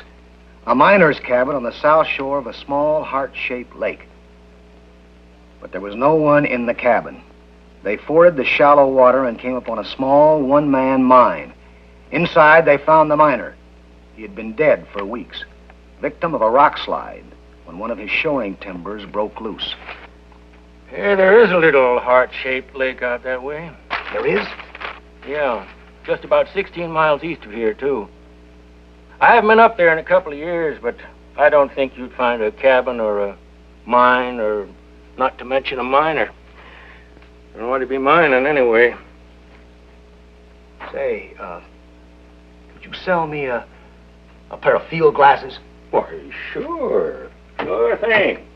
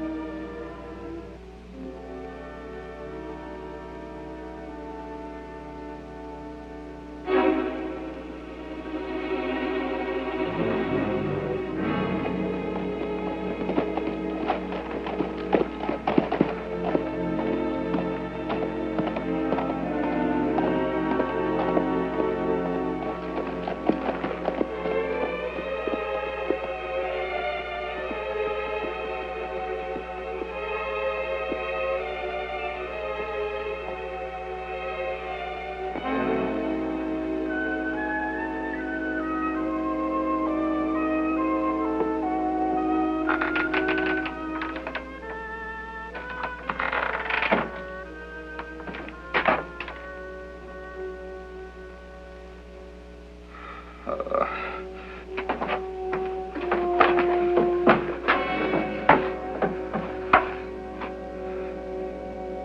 Lawrence Barton? Robert. Where's your brother? In the mine. Where's that? At the other end of the lake. Yes. I know where it is.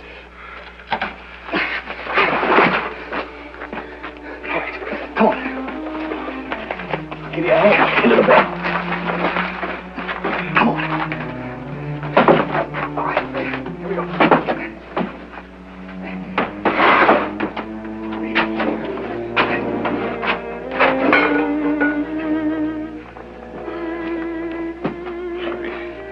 Be careful, he'll shoot. Careful.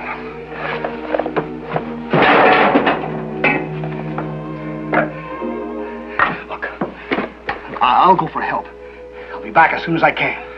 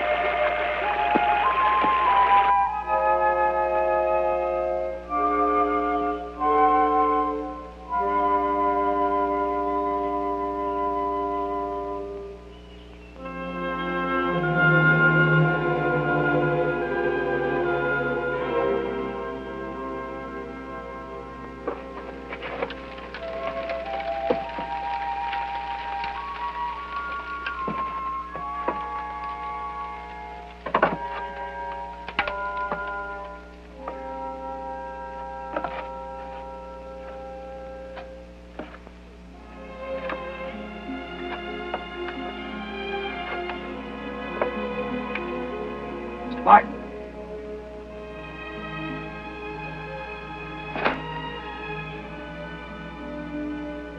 Mr. Martin. Mr. Martin, your wife is very worried about you. Mr. Martin, I'm not going to hurt you.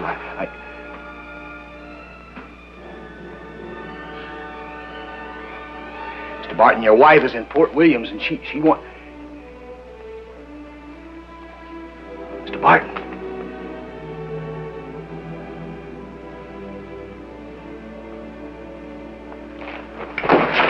Mr. Barton.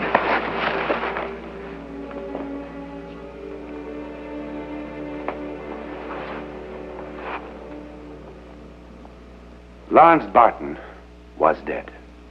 He was dead from cold and hunger. But as Philip Wares had written days before it actually happened, he was really the victim of the corruption of the human spirit caused by the erosion of fear, mistrust, and greed. The story that he had typed that night in some sort of psychic seizure turned out to be true. Only the ending proved to be inaccurate. He couldn't get that part from the mind of Lawrence Barton because it hadn't yet happened. What do you call this sort of fantastic occurrence? Well, it's sometimes almost impossible to label things accurately, particularly when we know so little about what we're trying to label. However, the scientists who study psychic phenomena have devised 14 separate categories, or 14 labels. They are precognition, possession, clairvoyance, and so on. And as research continues, more are being added. Is the story you've just seen, then, telepathy, or psychometry, or perhaps both? Or perhaps both and more? No one can say yet for certain. All that we can say for certain is that the story you've just seen is not fiction. It happened.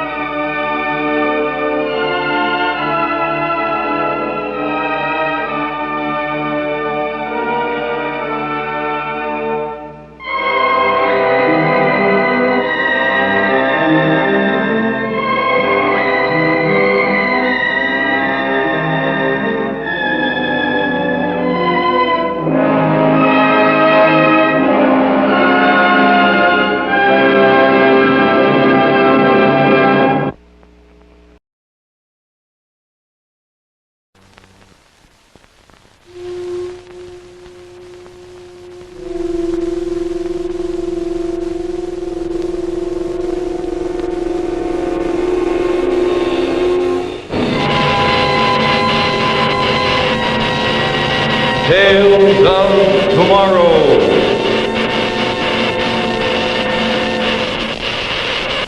Presented by Maslin, Beauty Blend Broadcast. Tonight's Tale of Tomorrow, The Little Black Bag, starring Vicki Cummings with Joseph Anthony.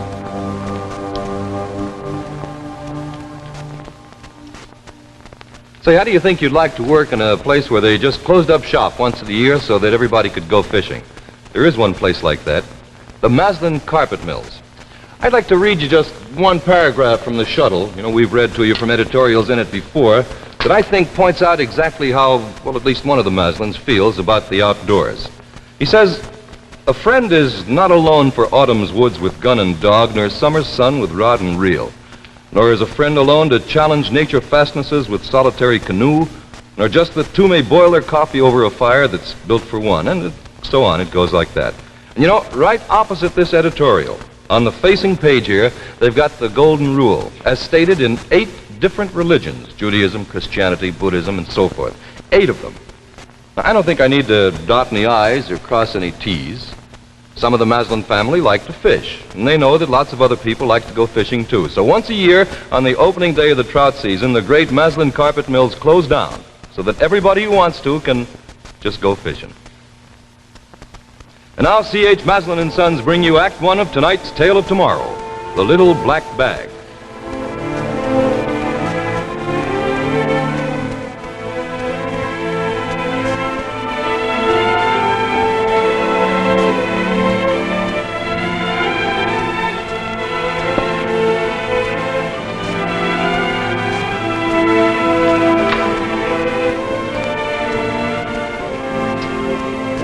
Well, Dr. Livingston, I presume. Oh, Angie. And how much money did the eminent physician and surgeon earn today? Angie, don't. I know I haven't treated a patient in days. Oh, I'm tired. Tired. Oh, you poor little man. What do you know about being tired? I'm tired, too. Tired of wearing these shabby clothes, tired of living in cheap rooms and listening to your excuses. Tired? What from? You haven't earned $1 in a month. Oh, Angie, stop it. Oh, no, not this time, my benevolent husband. I'm fed up with all this rot, moving from one hovel to another, living in filth, sinking lower and lower. I know that. You were going to set the world on fire, be the greatest surgeon that ever lived.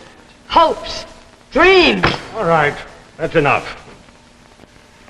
The reason for my failure was a mistake. It was an accident. That's over. Forget it. No one else knows. You're still a doctor. You're still supposed to earn a living. I've done everything possible. I can't manufacture patients. There are other ways of making money. Lots of other ways if you were only smart. I won't touch that kind of money. All right. Starve. Stay in your cave. You're a weak, spineless failure, not good for anything. Angie. Oh, go on. You disgust me. And I think of all the big plans you had. Well, you failed at everything you've ever attempted. Why I ever married you, I don't know.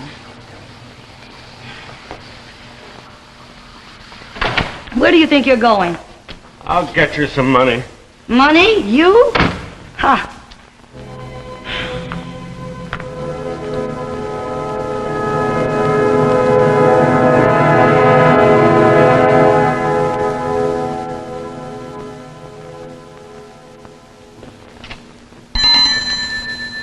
Well, Dr. Fulbright, how are you this evening?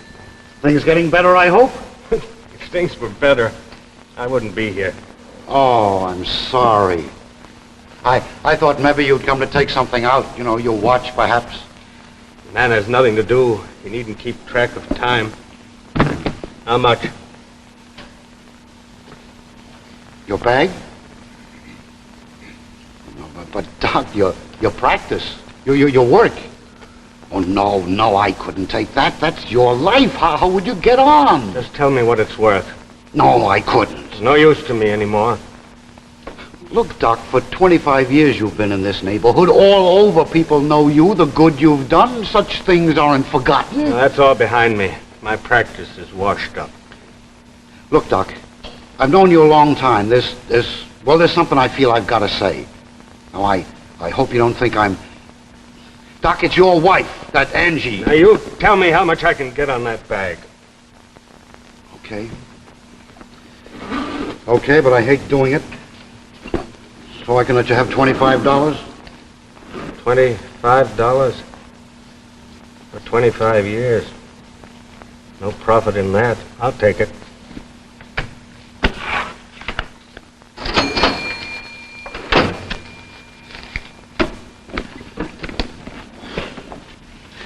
Wait a minute, Doc, I just thought of something. Look, suppose I give you $20 for your bag and another medical kit to boot, one that's been lying around the shop. How would that be? No, it's no good. My nerves are all shot.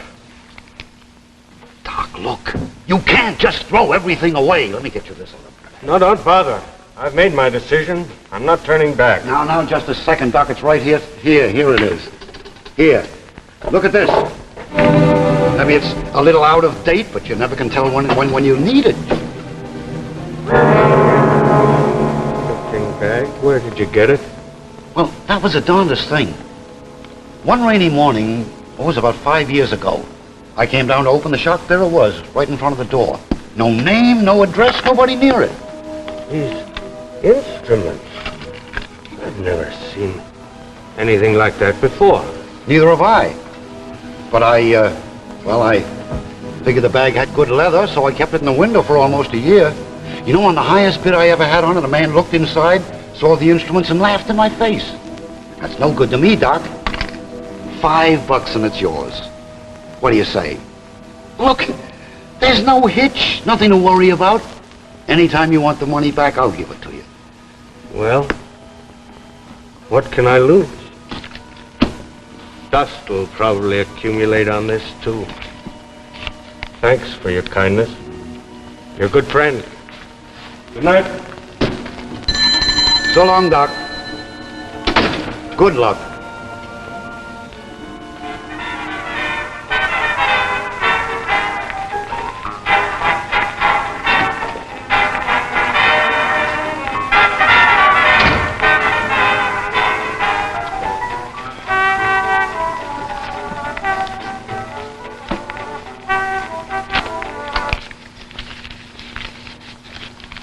$20.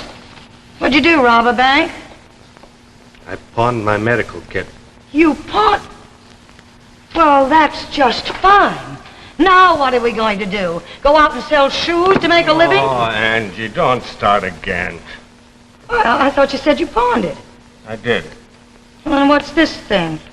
Made a deal with a pawnbroker. Well, that's going to be a big help to us. Open the door, please! Open the door, Dr. Fulbright! It's my baby, Maria! What is it? I don't know. She's been sick for 2 days now. I just went into the room to see how she was. And first she was twitching, and then she didn't even move.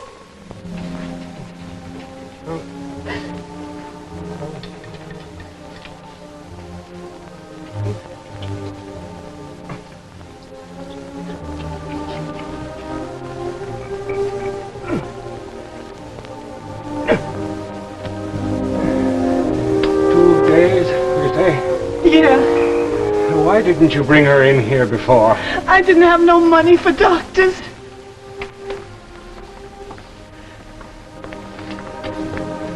Mrs. Gallucci, Maria's very sick.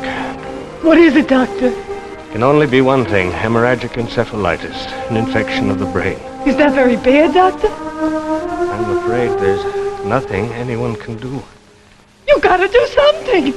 Maria mustn't die. I'm sorry. Sorry is no good. You put her in a hospital. They got medicines and things. They could do something. No, it's too late for that now, Mrs. Gallucci. You move her now, she'll just go more quickly. No, doctor. You gotta do something. You got medicines in a bag. You could give Maria something. There's nothing to give her. You gotta. Anything. Please, doctor, please.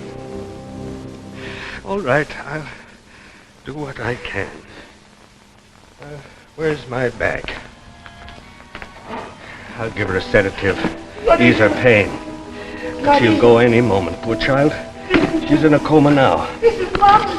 This confounded thing. You can hear me, Maria. For use by authorized personnel only. Used unethically, this equipment shall lose all curative power and the violator shall be subject to the full penalty of the law. I want medicines and I get a lecture. There must be something in here. You're gonna get better. What's this gibberish? Anti-infection, 4G, 3cc. I suppose that means I administer 3 cc's of 4G. Whatever that is. And she can buy you the big carriage, too. To go with the dog. 4G, 3cc. It's already loaded. What a way to carry a syringe. Please, Maria. You're gonna get better. It doesn't diminish. Pop is waiting for you. I squirt out half of it and it stays filled. What is this? Please, doctor, please. I don't know, Angie. This syringe, it's so peculiar. Oh, well, go ahead. What can you lose? You'll at least make Mrs. Colucci feel better, even if you can't help the girl. Hurry, doctor, hurry. She's got pain.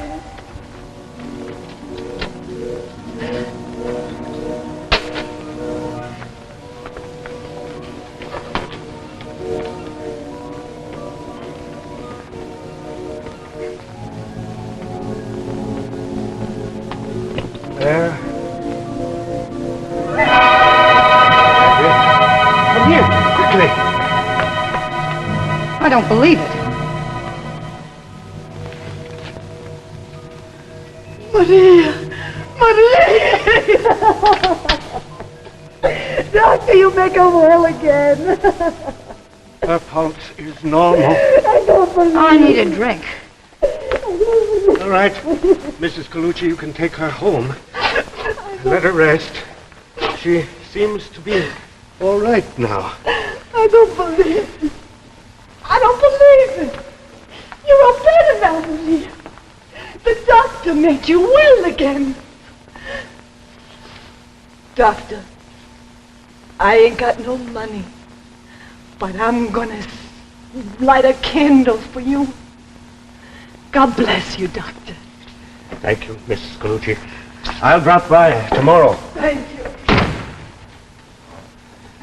Angie, do you realize what just happened? That type of encephalitis is invariably fatal. It's never been cured before. How'd you get hold of the bag? Where'd you find it? I told you at the pawn shop. I don't understand all this. A syringe that refills itself. That miraculous cure of the child just now. Can you imagine what I can do with this bag? Yes, I can. There's $1 million in that satchel, and we're going to clean up.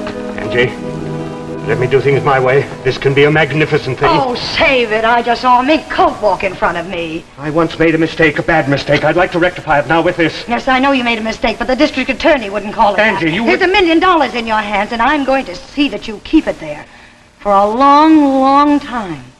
From now on, I'll make all the rules, and I'm going to take care of this. Put that down. Such strange-looking equipment. Oh, wait a minute. Wait a minute. There's some writing on this. Where's the magnifying glass? Oh, here it is.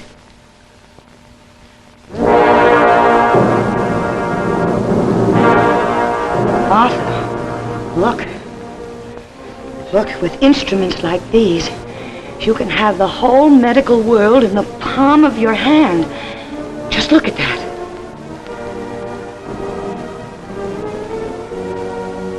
U.S. patent applied for July 15th, the year 2450.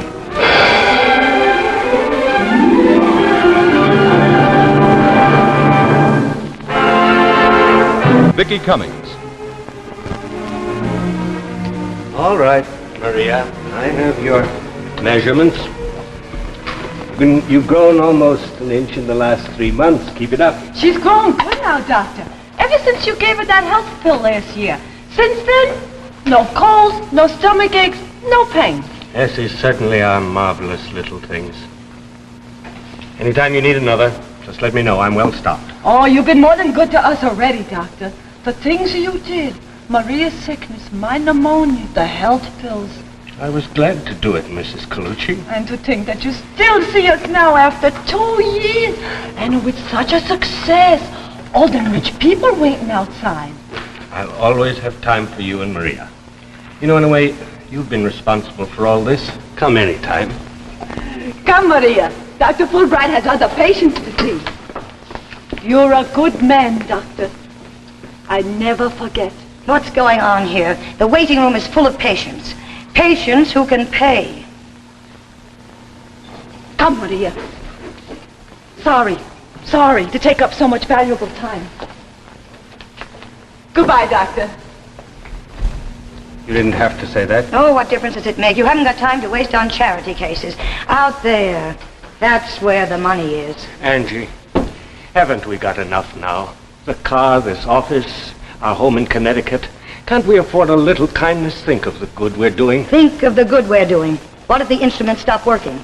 What if the bottles and the hypodermics run dry? What then? They never have. They keep refilling themselves. But they might, and the day they stop, we're right back where we started. I have no right to use these instruments for selfish purposes. You are a fool. This is the chance of a lifetime. You forget one thing.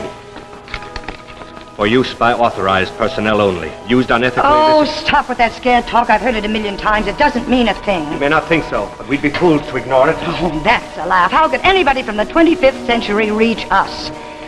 How did they send that bag back through all the time? How do they keep refilling the bottles and hypodermics? Why are the instruments always sharp and sterile?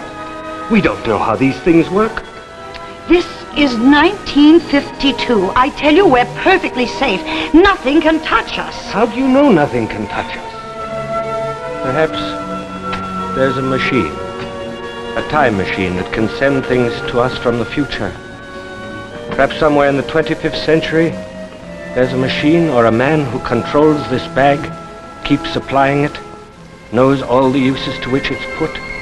One deviation or false move and it can be taken back.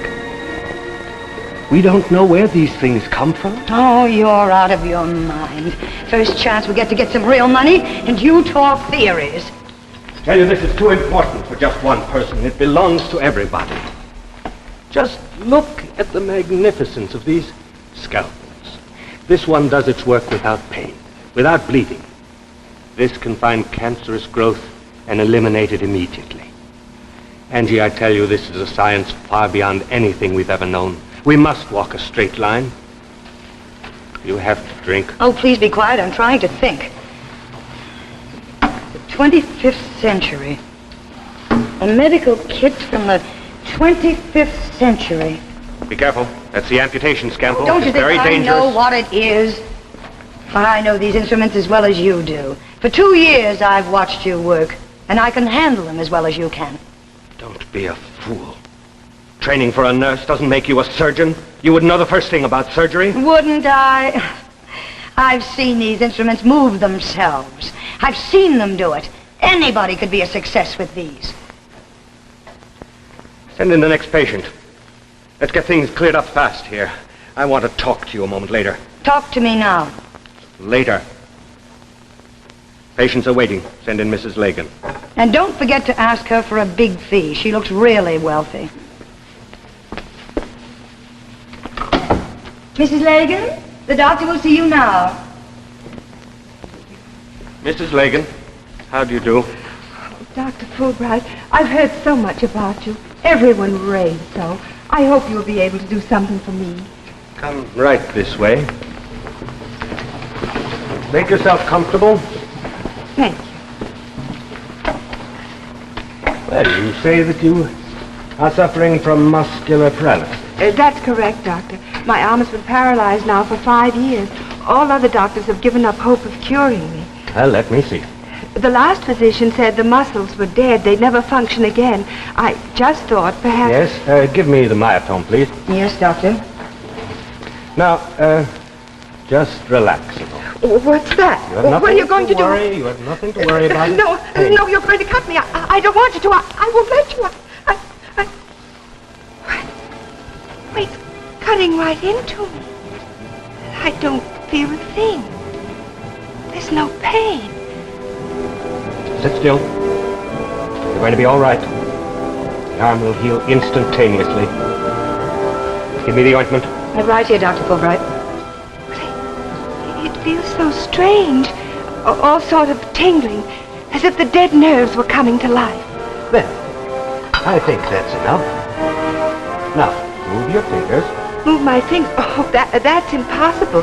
They've been paralyzed for 5 years. Do as I say. Move your fingers. I don't believe it. They're moving for the first time in 5 years. Now, you just exercise them today and come and see me tomorrow.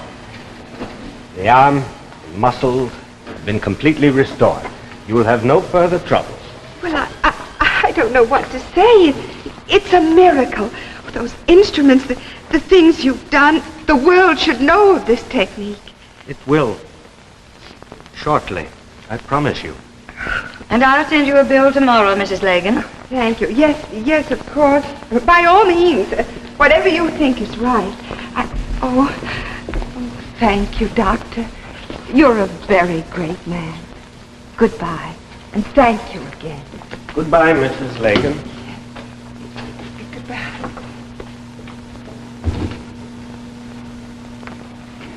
Send her a bill for $50. Are you out of your mind? That woman can pay anything we ask. What's the matter with you? Angie, can't you understand what I'm trying to do? Everyone who walks out of here thinks you're a miracle man. I say cash in on it. I stood by you through all the years when we didn't have a dime. Now I want some of the dividends. I'm afraid you're going to be very disappointed. What do you mean by that? I've thought a great deal about this bag during the past few months. And? Such a gift cannot be held by one person. It belongs to the entire profession. You can't be serious. I'm not a young man anymore. I've got to make sure that if anything happens to me, all this will go to the proper authorities. You've said enough. That's out. Never mention it again. Do you understand? Angie, you have no right... Otherwise, I'll go to the police and tell them how you killed a patient because you came in drunk before an operation. Doctor. It's funny, but I'm not afraid anymore. After all these years, I'm not afraid. Oh, look, Arthur. Once we meant a great deal to each other. Once there wasn't anything in the world you wouldn't do for me. It's too late, Angie. I sent the letter this morning. By tomorrow, the entire world will know of the revolutionary medical power transported to us from the 21st century. Stupid fool. You're throwing away a gold mine. I won't let you. There's nothing you can do. I won't let you. Now play the great doctor. Now try and give it away. Angie, you shouldn't have done that. It was wrong. They'll know. You should have played it my way. This thing's too good. I'll change my name. They'll never find me. I'll get away with this and I'll make a fortune. The main thing is that I have the black bag. Nothing can stop me now. What? What's going on here? The instruments. Where are the instruments? Oh, no. What is it? Dr. Fulbright, I don't believe it. No. Everything all right? Where are the instruments? Dr. Fulbright! No. Dr. Fulbright! No, this can't be happening. Dr. Fulbright! I won't let it. By authorized personnel only.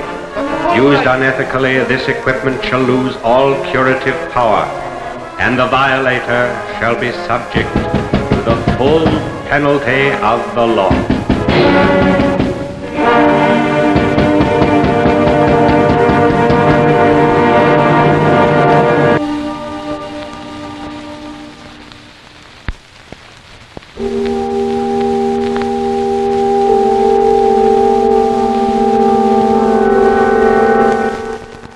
The preceding program, originally telecast by ABC in New York, has come to you by special video recording. This is ABC, the American Broadcasting Company. Way down in old Virginia, 300 years ago, Captain John Smith and Pocahontas shot their meat and aged it slow. They smoked it and they spiced it too for flavor at its best. Genuine Smithville barbecue surpasses all the rest. Most great American traditions get better with the tellin', but James River's Smithfield barbecue gets better with the eatin'. At Smithfield, we still use the same famous recipe of herbs and spices. Our barbecue is still slow simmered in our secret sauce to perfection. And just like always, James River Smithfield barbecue is good enough to be a great snack, hearty enough to fill a pioneer's appetite. You'll understand why John Smith stayed in Old Virginia. One of the best things about this tradition is we make it quick and easy for you. Be sure to visit our concession stand now for James River's Smithfield Barbecue.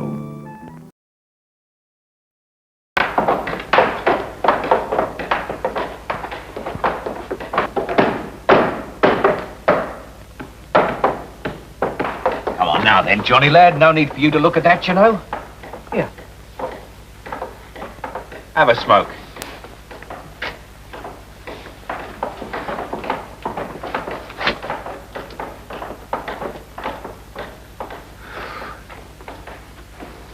Come on, Johnny boy. You'll go.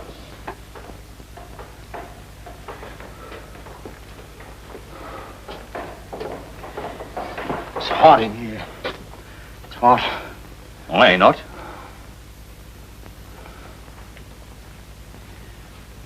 When do they come for me?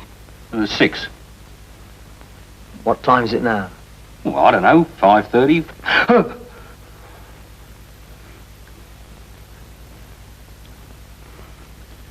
Does it take long? What? Oh, nah. How long? How long? Well, I don't know. A couple of minutes, maybe. Now, come on, Johnny, my boy. There's no need for you to be afraid. Who's afraid?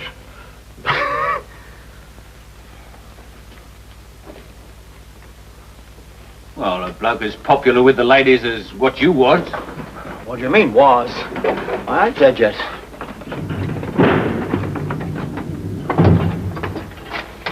I am the executioner, sir. At your service. This is my assistant. It's not time yet. You're quite correct, sir. You have exactly 21 minutes. Will you please step on this scale there?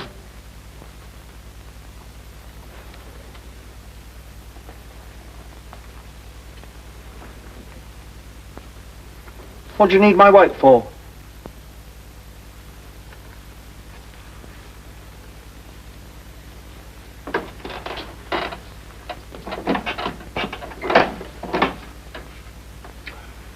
$11 stone, sir.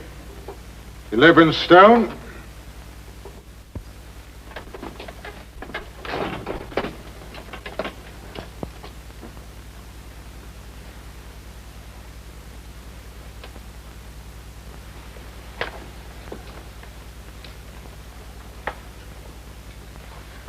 $71 inches. 71 inches.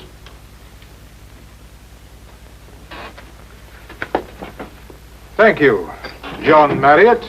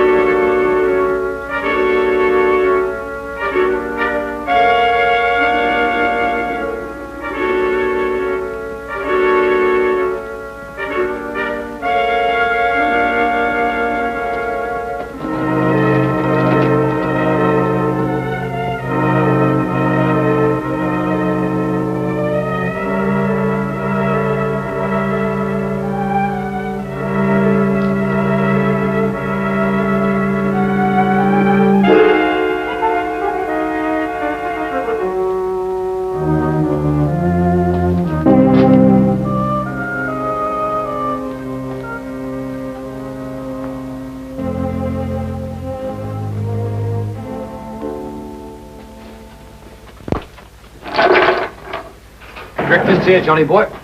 Don't want it. It's your very last breakfast. Take the slop away. I don't want it. Can't look at it.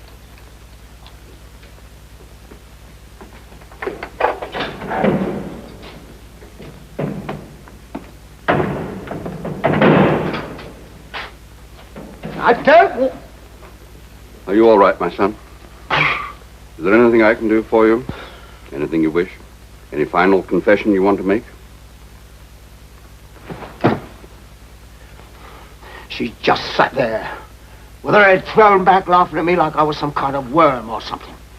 I didn't mean to kill her, I swear I didn't, but the way she laughed when I caught her with that dandy felucca, all I could see was her throat. I just grabbed it. And all the time she kept laughing. Her mouth, her voice, I can hear it now, screaming. Her hands scratching at me. Well, maybe she wasn't laughing. Maybe she was only screaming. Sure, there was Phil Lucas, she screamed, and there was Paddy O'Neill, and everybody in London knows all about that. Ooh, it was like a bomb exploding in my ear. I fair went out of my mind. The Lord is merciful to all his poor sinners. Oh, I know I'm a sinner. I know the things I've done. Really, if I ever really started to confess. Do you know what I'd done once? I never told nobody this.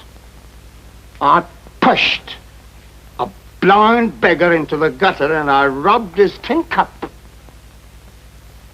There was 8 pennies and 4 shillings and half a crown.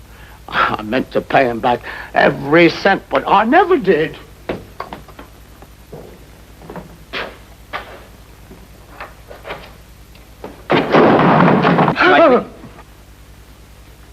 I went to Epsom, see, and I laid a wager on a nag named Alma's Eyes. That nag is still running. There was this sweet old lady there, see, and she'd never seen a race before, so I swapped my ticket with hers, and hers was a winner. Paid 15 to 1. That week, I crawled through every pub from here to Whitehall. That was the week I met Alma. I know, I never should have touched that blind man. I never should have touched Alma. The things I do because a lady has a pretty pair of eyes. But I can't help myself. Please don't let him hang me. You must be brave, my son. Please. John Marriott, bend your knees. Pray. Pray. I can't. Try, lad. I can't. Lord is my shepherd. I don't want to die. No. I don't want to die. No.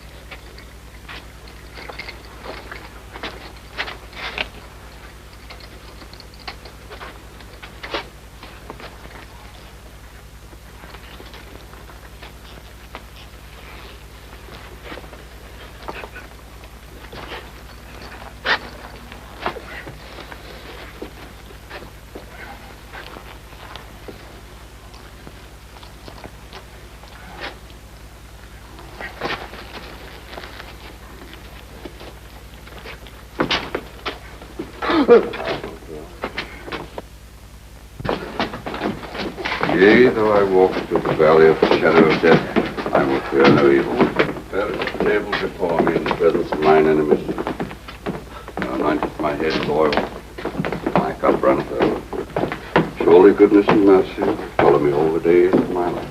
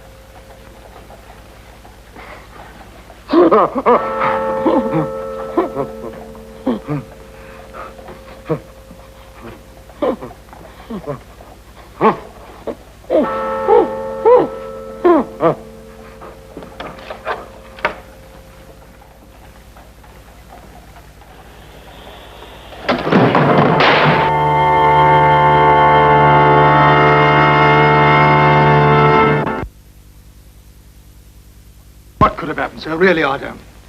I've been the executioner for 19 years, and it's never happened before, sir.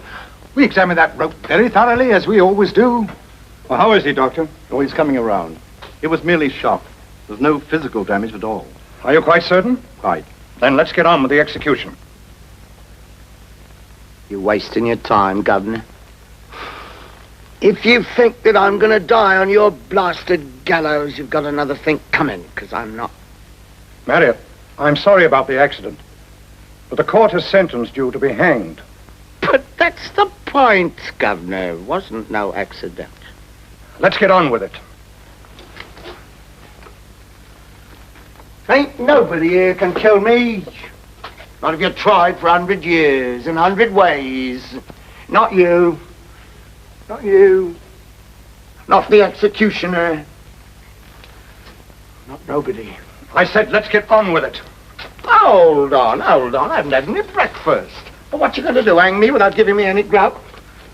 I thought you said you didn't want any. Oh, now I do. It's unhealthy for a man to miss his breakfast. All right, but hurry. Oh, good. I haven't had a meal like this since the trial. Gee.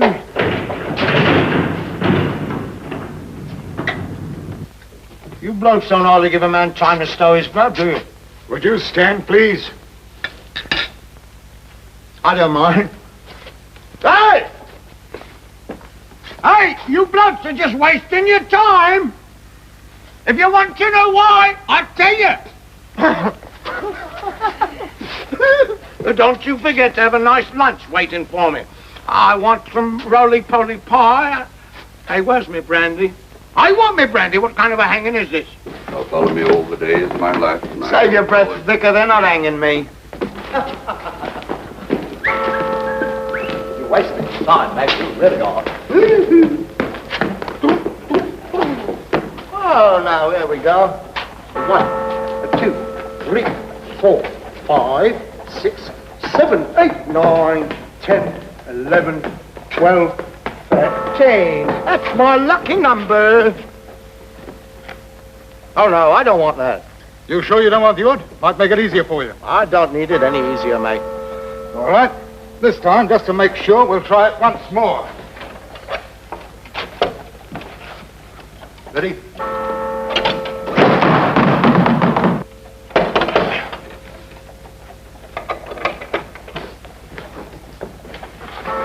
You're wasting your time, boys. You sure you don't want the odd? No, I don't want the odd. Go a little to the left, a little to the left. Getting so good at this job, I think I might become the executioner. Ooh, that's tight.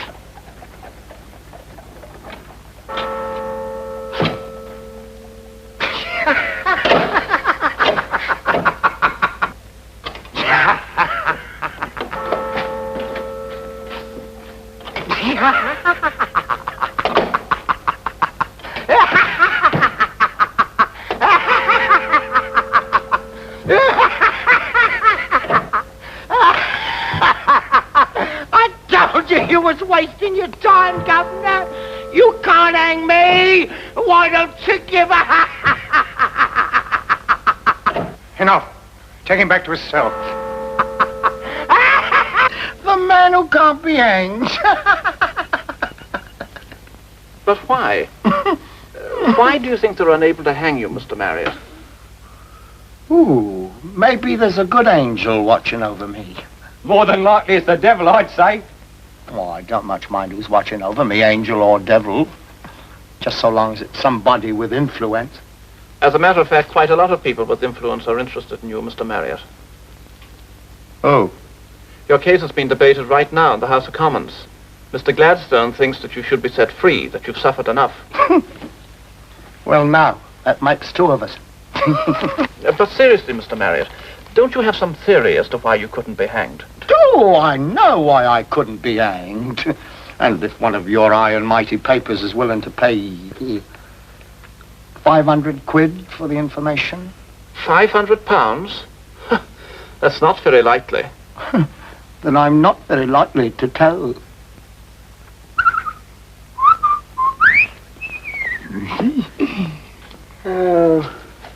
I wager you hate to see me go, eh, Governor? I hate to see anyone make justice look foolish. Oh, come now, Governor, don't take on so. If you was to put me up on that there gallows 50 times, you still couldn't hang me. Now go on home, Marriott. You want another try at me neck, Governor? I'd be glad to oblige. Now get out of here. You're smart not to take me up, Governor, because I'd win sure as I'm standing here. You know how I know? Well, you listen, and I'll tell you. Just when they was pulling that hood over my head and the rope snapped, I saw how old John Marriott was going to die. And it wasn't on no gallows. I said get out. It's your jail, Governor. Now go home, will you? I'm going to die in a most amazing way, Governor. In a most remarkable way.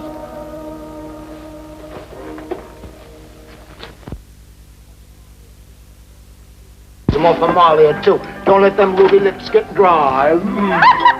You know, when they takes you to the gallows, they offers you a glass of brandy. Now, ain't that sweet of them? Oh, I bet you had the old bottle, eh, Johnny? Almost. You should have seen their faces when them gallows wouldn't work. That bloomin' executioner, he kept kicking that release bolt till I thought he'd have a stroke. You with that noose around your neck. Weren't you scared? Scared what for? They couldn't hang me, not if they tried, till doomsday. Oh, come off it, Johnny. How could you know? Devil himself whispered it in my ear. Johnny!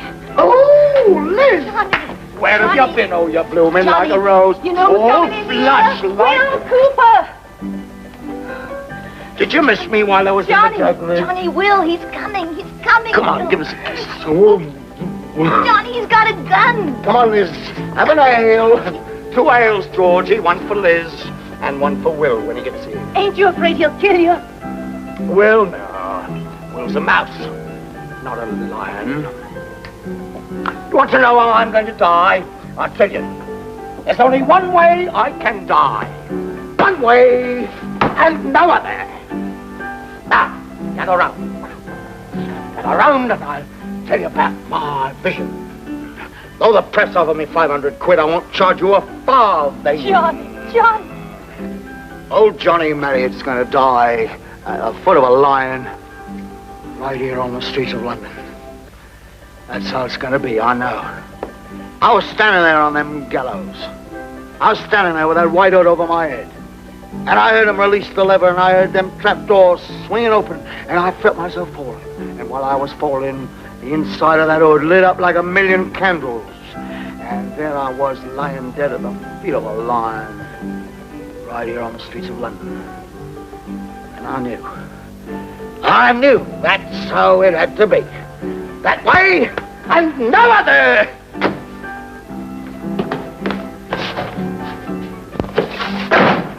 Turn around, John. Another ale, Georgie. If you think you can kill my sister and go scot-free, you've got another thing coming. Too much head on that ale, Georgie. Turn around, John, or I'll shoot you right in the back! That's better, Georgie. Hey, you know Alma Cooper, that girl what I strangled? Well, I hear her brother's looking for revenge. Now, you tell him, will you? You tell him that if Alma were alive, I'd kill her again right now. She deserved everything she got. And you deserve what you're gonna get, John Marriott.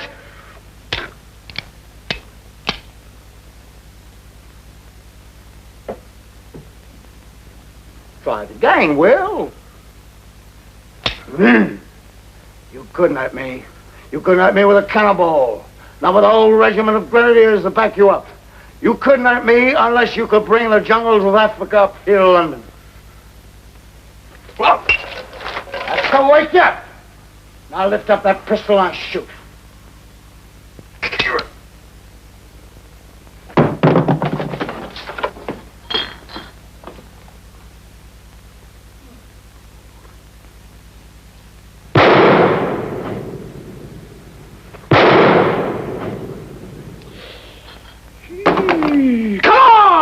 Bang that piano. Let's have some dancing. What is it, a funeral? Ooh. Oh, now what's wrong? What's everybody looking at me like that for? What do you think I am, some sort of spook?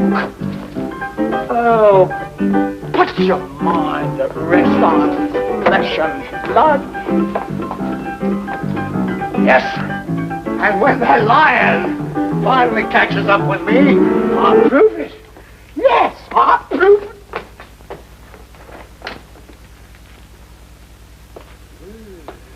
The devil himself. Oh, blast the lot of you. I hope every one of you rots.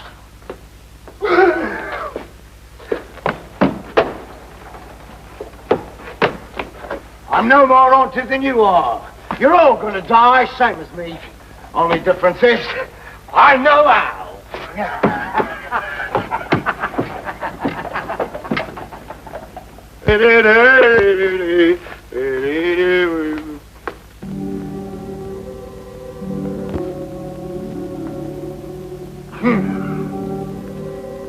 Johnny Marriott, Esquire, will face any lion, living or dead, and spit in his blooming eye.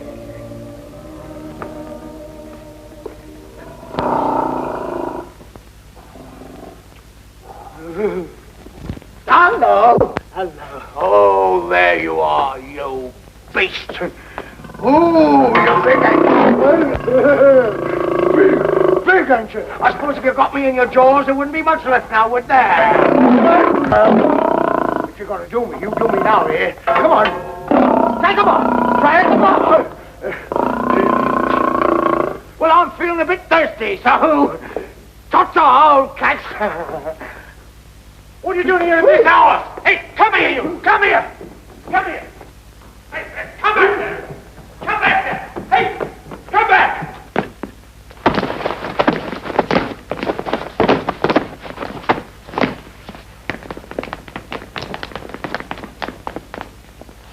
Look, he's broke his blooming neck. He's stone dead.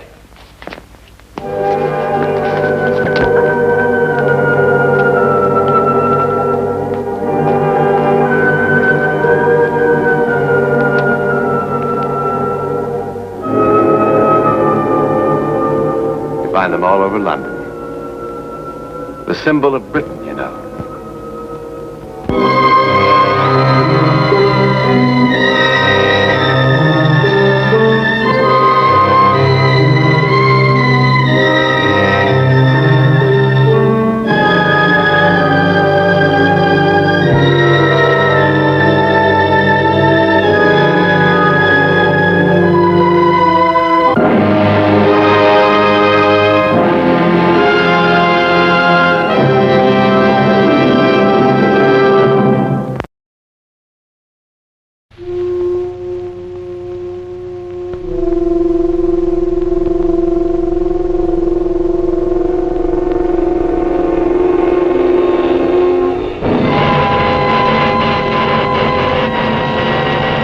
Tales of Tomorrow.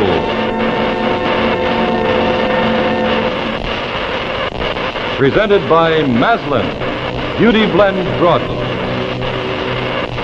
Tonight's Tale of Tomorrow, Red Dust, starring Lex Barker, with Fred Stewart and Robert Patton. H. Maslin and Sons bring you Act One of Red Dust, starring Lex Barker.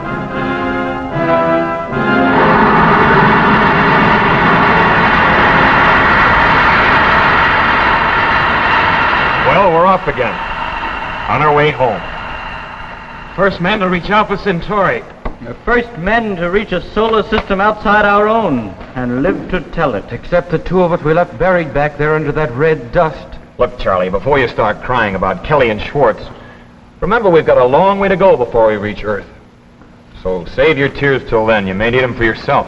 That's being very realistic. I'll bet the doc's so wrapped up over what we found down there that he wouldn't care if we ever got back. On the contrary, I'm very anxious to get back. Alpha Centauri had a remarkable civilization, centuries in advance of ours.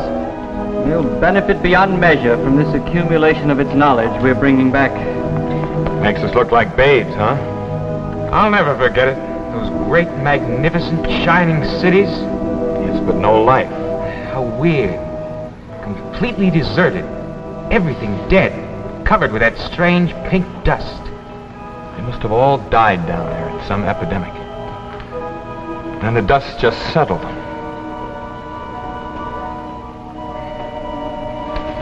Those papers you found there say anything about it, Doc? Oh, I haven't had a chance to look through them fully yet. Say, where'd all this dust come from? We must have picked some of it up before we left. I thought we cleaned up the ship thoroughly. We were so careful. Let's see. It's that red dust from Alpha. It's all over the place. Boy, will I be glad to get back to Pittsburgh. Yes, it's the same dust that was covering Planet A. Strange how persistent.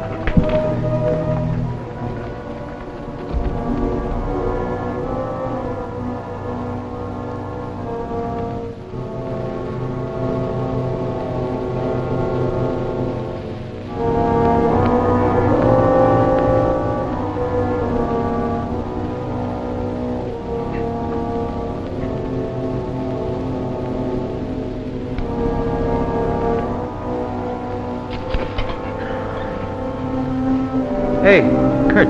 Yeah? Take a look. At what? The dust.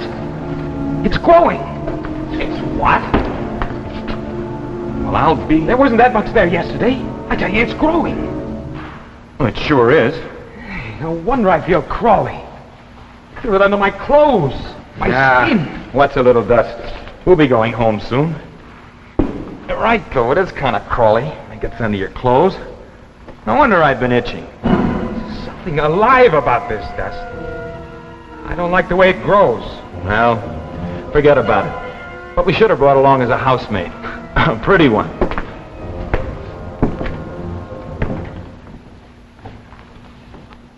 It's a good thing we'll be getting back to Earth again in a few days before this dust gets any thicker. At the rate it's been spreading, in another week we'd have to fight our way through it. Time for the shots again, Doctor.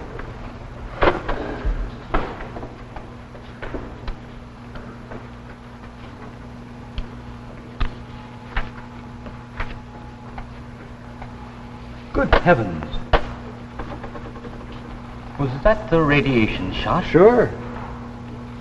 Have we all been getting them? Well, except Kelly and Schwartz, before we landed on Alpha Centauri, they claimed they were allergic. They got reactions. They didn't think they needed them. That cost them their lives. What? But we checked before we landed. There was no radiation on Alpha. The radiation is there. On my finger. The dust? Dust. But I thought that they caught something that we didn't, that we were immune to somehow. Oh, it couldn't be the dust. Well, the ship's full of it. Our skin, our clothes. Then why did we survive? The radiation shots? Apparently.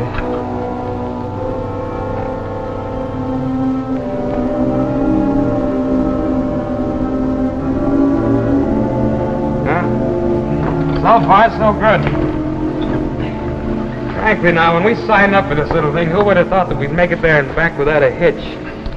I don't think I even thought about it. Hey, Charlie. Can't you and the doc do something about this dust? I'm getting awful itchy. Time for the shots. Radiation shots again? That's more hogwash. What do we need them for? We're going home soon. What do we need them for, anyway? They just saved your life, that's all. They what? The doc just found out what killed Kelly and Schwartz. It was radiation disease. Caused by that pink dust. Oh, you're kidding. You mean this stuff? Hey, that's right. They didn't take their shots. It was the dust after all, and the reason we're alive is because of these shots. Ouch! Take it easy, Charlie. It's not my fault that Kelly and Schwartz didn't get their shots. Don't joke about it. Hey, Charlie, we're just as upset about this as you are, but there's nothing we can do about it now. Yeah, they knew when they came along what the chances were. 2 men lost on an expedition like this, that's not so bad. Not when you consider that they didn't even survive, the first bunch didn't even survive the takeoff. What you've got to do, Charlie, is think about yourself. Concentrate on you. Yeah, you're just like the doctor. You don't care about anything but yourself. No, you don't believe that. You wouldn't have worked for him so long. Oh, I respect him all right, but I can't help thinking about Kelly out there on that red desert. The dust swirling around him and us goggling down at him through the port. And Kurt yelling, "Here's a toast to Kelly." When he came clumping back into the ship, his flight suit covered with it. And all the time, that deadly dust was spreading over him, just like it's spreading over this ship.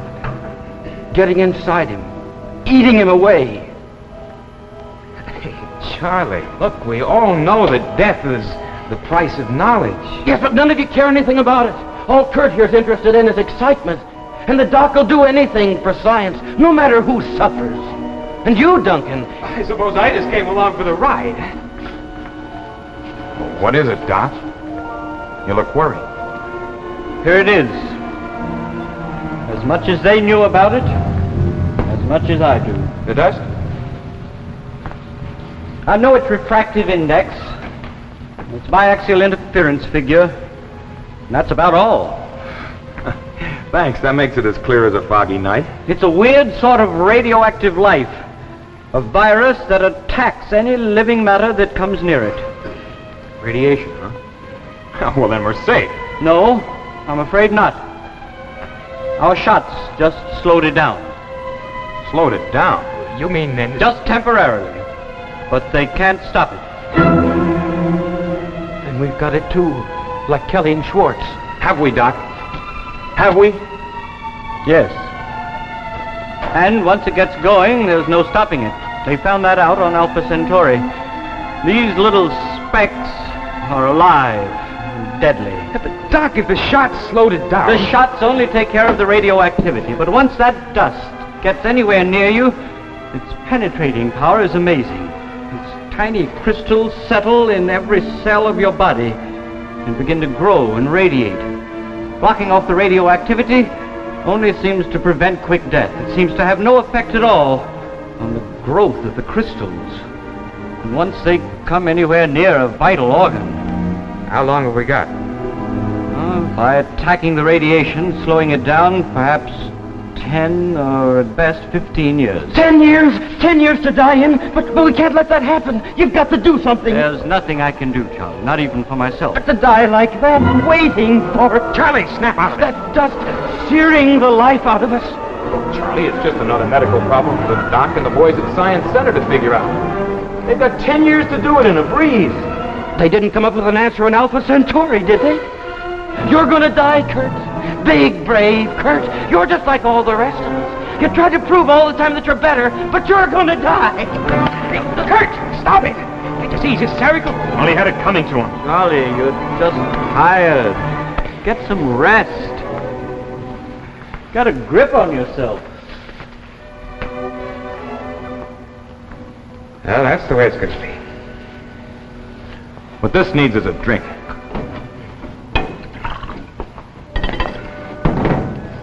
Here. To the dust. Ashes to ashes, dust to dust. Red dust. You just can't resist showing off, can you, Kurt? Now don't you start, Doc. Not starting anything, but I'm not afraid to admit that I'm just plain scared. Now, the way I figure it is, we're 10, maybe 15 years ahead of what we expected to be when we started on this little excursion. And boy, I can do a lot with 15 years. Girl on every planet, huh? Well, let's face it, I'm 35 now, and in 15 years I'll be 50. Who wants to live any longer than that? 15 years and then... Maybe you're right. If they have that much time, our scientists ought to be able to find some way to stop it. What is it? Trying to throw himself out the airlock. Go on, Doc. Tell him the rest. The result of our fine expedition. Tell him what we're bringing back. Death to every man, woman, and child on Earth. What are you trying to do, you crazy thing? Get out of here! You don't want to live, I do. Charlie! Mine. That's the ship! That's blood crime! Duncan! Help! Quick! Quick! The airlock! What does that crazy fool do now? What? Threw himself out the airlock. Poor fellow. What do you know? I didn't think he meant it.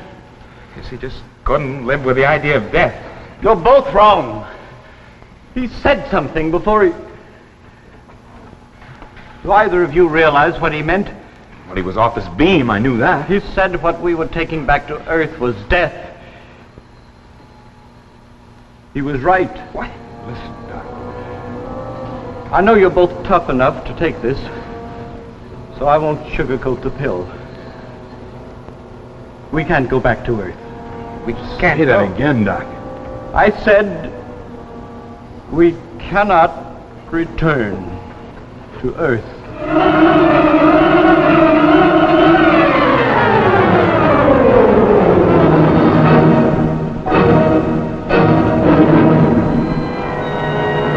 Red Dust, starring Lex Barker. Look, Doc, start at the beginning and go back. Why can't we return? That should be obvious, Kurt. Kelly, Schwartz, Charlie, Duncan, you, even the doctor. If we landed, do you think the red dust would stop with us? We'd contaminate everything we even came near. And then it would spread outward until there was nothing but one great, sterile, pink desert stretching from pole to pole. But when we get back home, they'll get rid of those red bugs in no time. The system of Alpha Centauri had scientists working with advanced techniques we can't even begin to understand, and they couldn't get rid of the dust. No. One boneyard in the galaxy is enough, Kurt. Well, what do you want us to do? Hang a bell out in front of the ship and go wandering around through space, jangling it, yelling unclean? Not quite. When we reach radio contact point, we'll be able to transmit all the valuable information and knowledge we've gathered. Once we've done that, our mission will be accomplished. Then the only thing left to do will be put the overcharge on emergency power, throw the converters out of phase, and then wait for them to explode. One quick, clean sunburst. Now, I'm sorry, Doc, but I don't agree with you. I don't believe in suicide for any reason, yours or Charlie's, and that's what this amounts to. It's not the same thing.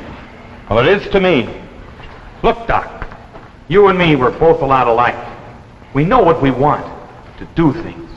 Not the same things, maybe, but once we make up our minds, we do it. I've made up my mind. This ship is not going back to Earth. Give me a minute, Doc. I don't think you thought this thing through. You're a scientist. You know the answer to everything. What are you driving at? Well, as a scientist, you know it's only a matter of time before somebody comes up with the answer to this red bug thing. Someday, somebody's going to come up with an answer. Don't you want to be the one? Yes, but even on Alpha... Well, so they didn't solve it on Alpha. Maybe they were just on the verge. Maybe what they already knew, and just a little more research would have done the trick. Don't underestimate yourself, Doc, or the boys at Science Center. I would like to find the secret of that red dust. Well, you're a scientist, Doc. You face problems. You don't commit suicide in order to avoid them. Maybe you're right, Kurt. Maybe you're right. Let me think about it.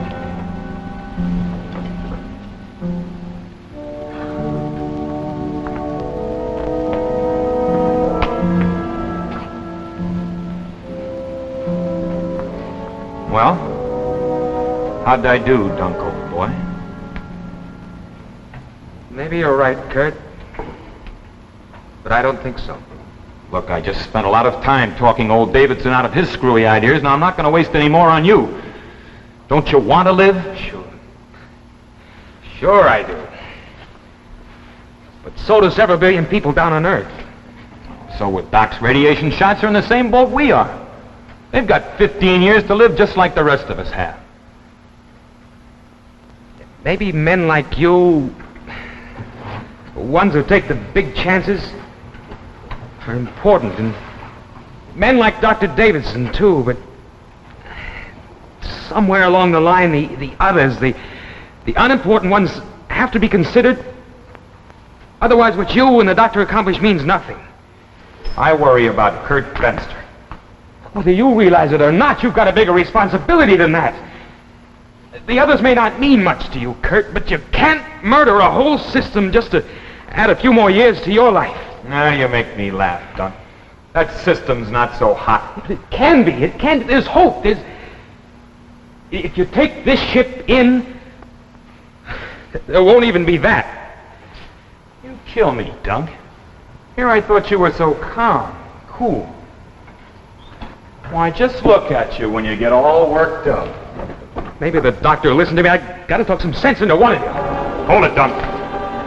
Get over there and sit down. What do you think you're doing? You can't scare a man who's already slated to die. Yes, but I can scare a man who doesn't want this ship to get back to Earth. Now sit down. What is this? We were just having a little discussion, Dunk and I. Put your gun away, Kurt. I heard your discussion. Yeah, what'll it be? Kurt, you said you thought we were very much alike in some ways. Well, you're right. You lose, Dunk, old boy. This ship goes back to Earth, red dust and all. Radio contact! There we are, Dunk. Over there.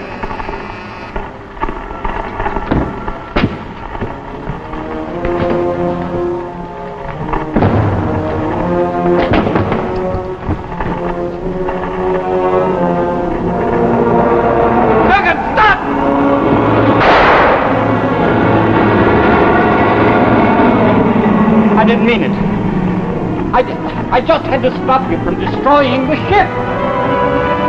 Radio contact point L7 calling spaceship Meridian. Radio contact point L7 calling Meridian.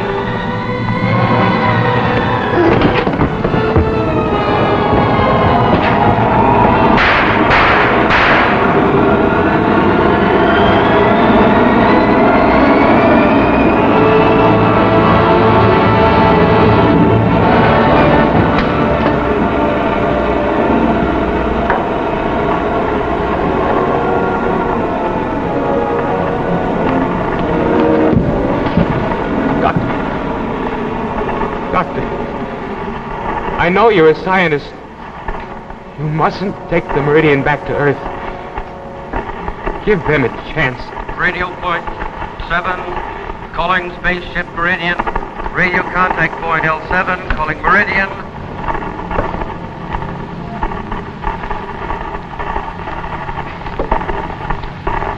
Hello, contact point L7. This is Dr. Davidson, Meridian speaking. The Meridian! She's back! Colonel Wetzel, contact's been made with the Meridian! She's back! She's back! Give me that mic. Davidson. Hello, this is Wetzel speaking. Yes, Wetzel. Did you make Alpha Centauri? Yes, we made it. All the way. Congratulations, wonderful. Anything on it? Cities, big cities, and machines. Wonderful. The inhabitants. Were they friendly? There weren't any. Information is in my notes and documents. Can't wait to see them. When will you make contact? I have information to transmit. Now. Now? Hold it, hold till you're now! ready. Okay. Fire when ready.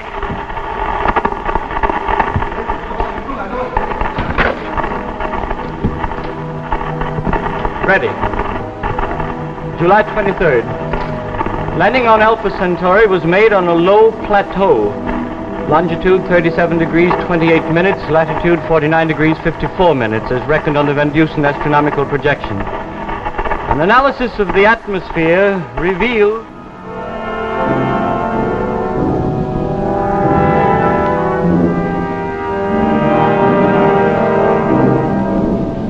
eventually tissue destruction reaches the point where death is inevitable. Furthermore, there is little possibility of developing a curative agent within the estimated 10 to 15 year margin between first contact and the complete destruction of all terrestrial life. Dr. Davidson? Dr. Davidson, are you still there? Yes, I'm still here. That is the sum of our information. I'm sorry that we will not be there to see the results of this expedition, but the scientist is also a member of the human race, with responsibilities toward others, which he does not always realize until they are pointed out to him. Davidson, Dr. Davidson, where are you? What's happening?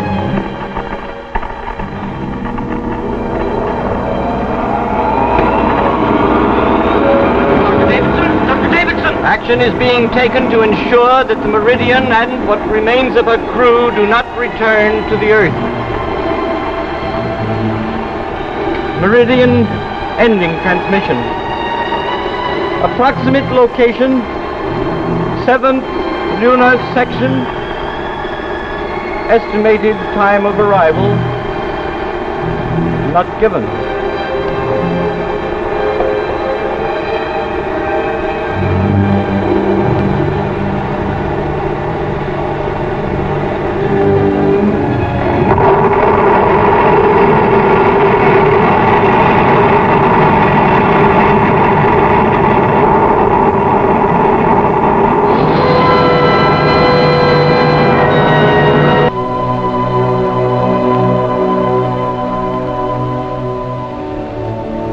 Adapted from a play by Theodore Cogswell.